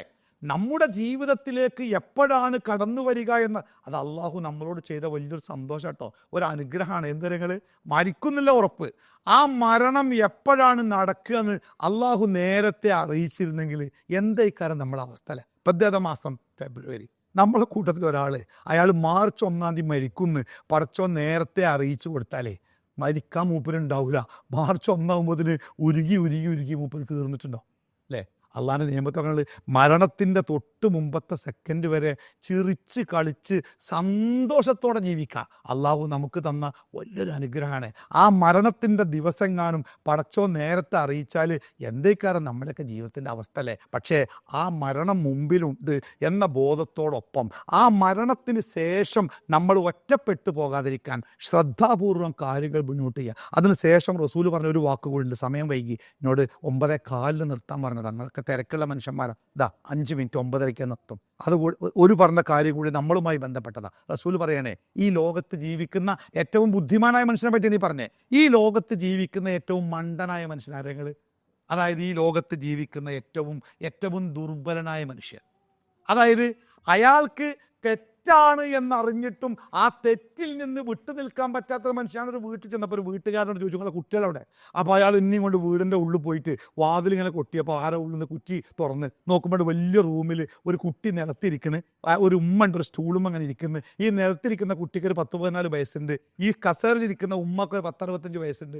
ഞാൻ ഈ കുട്ടി ഒരു നിർവികാരനായ കുട്ടിട്ടോ, കണ്ടാൽ തന്നെ എന്തോ പ്രത്യേകത ഉണ്ടോ?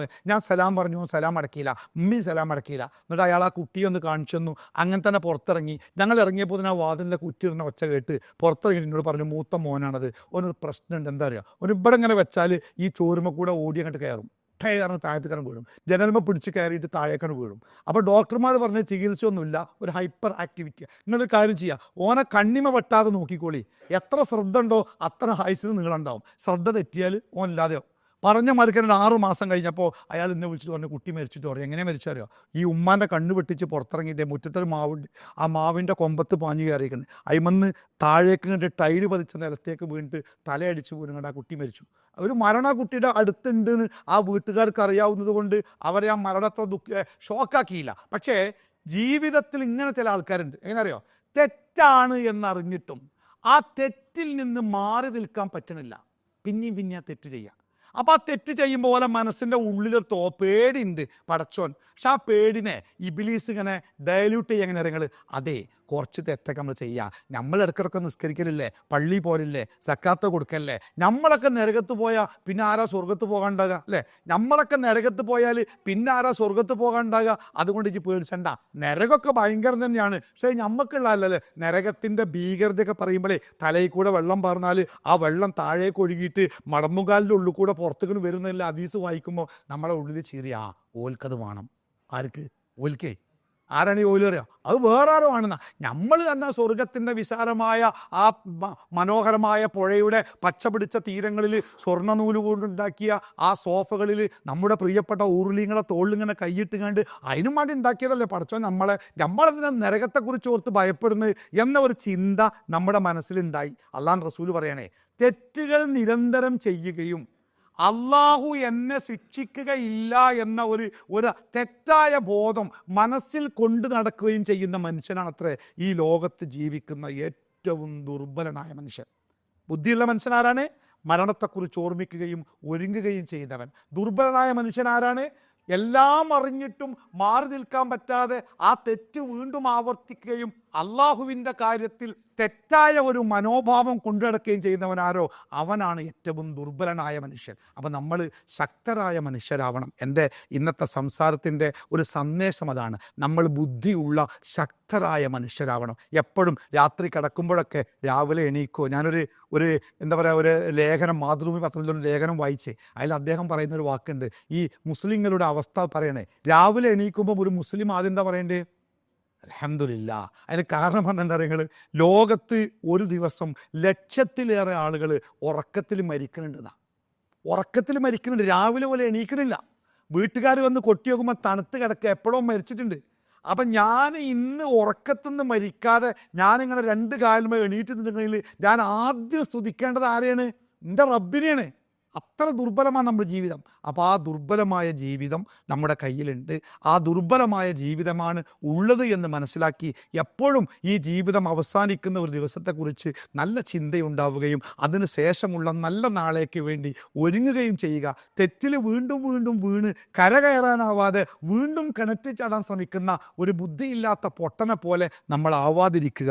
അള്ളാഹു നമ്മളെല്ലാവരെയും അനുഗ്രഹിക്കുമാറാവട്ടെ. വലിയ വലിയ തെറ്റുകുറ്റങ്ങളിൽ നിന്ന് അള്ളാഹു നമ്മളെ രക്ഷിക്കുമാറാവട്ടെ. ജീവിതത്തിൽ ചെയ്തുകൊണ്ടിരിക്കുന്ന തെറ്റുകളിൽ നിന്ന് മാറി നിൽക്കാനുള്ള ഈമാനും ഇഖ്ലാസും അള്ളാഹു നമുക്ക് പ്രദാനം ചെയ്യുമാറാവട്ടെ. സംഭവിച്ചു പോയ തെറ്റുകളൊക്കെ റബ്ബ് സുബ്ഹാനഹു വ തആല വിട്ടുപുറത്ത് അവൻ്റെ മഹത്തായ അവൻ്റെ ഔദാര്യം കൊണ്ട് അള്ളാഹു നമുക്കെല്ലാവർക്കും മാപ്പ് നൽകുമാറാവട്ടെ. നരകത്തിൽ നിന്ന് അള്ളാഹു നമ്മളെല്ലാവരെയും കാത്തു രക്ഷിക്കുമാറാവട്ടെ. ജന്നാത്തുൽ ഫിർദൗസിൽ അള്ളാഹു നമ്മളെ ഒരുമിച്ച് കൂട്ടുമാറാവട്ടെ. വലിയ രോഗങ്ങളിൽ നിന്നും വലിയ വേദനകളിൽ നിന്നുമൊക്കെ അള്ളാഹു നമ്മളെയൊക്കെ കാത്തു രക്ഷിക്കുമാറാവട്ടെ.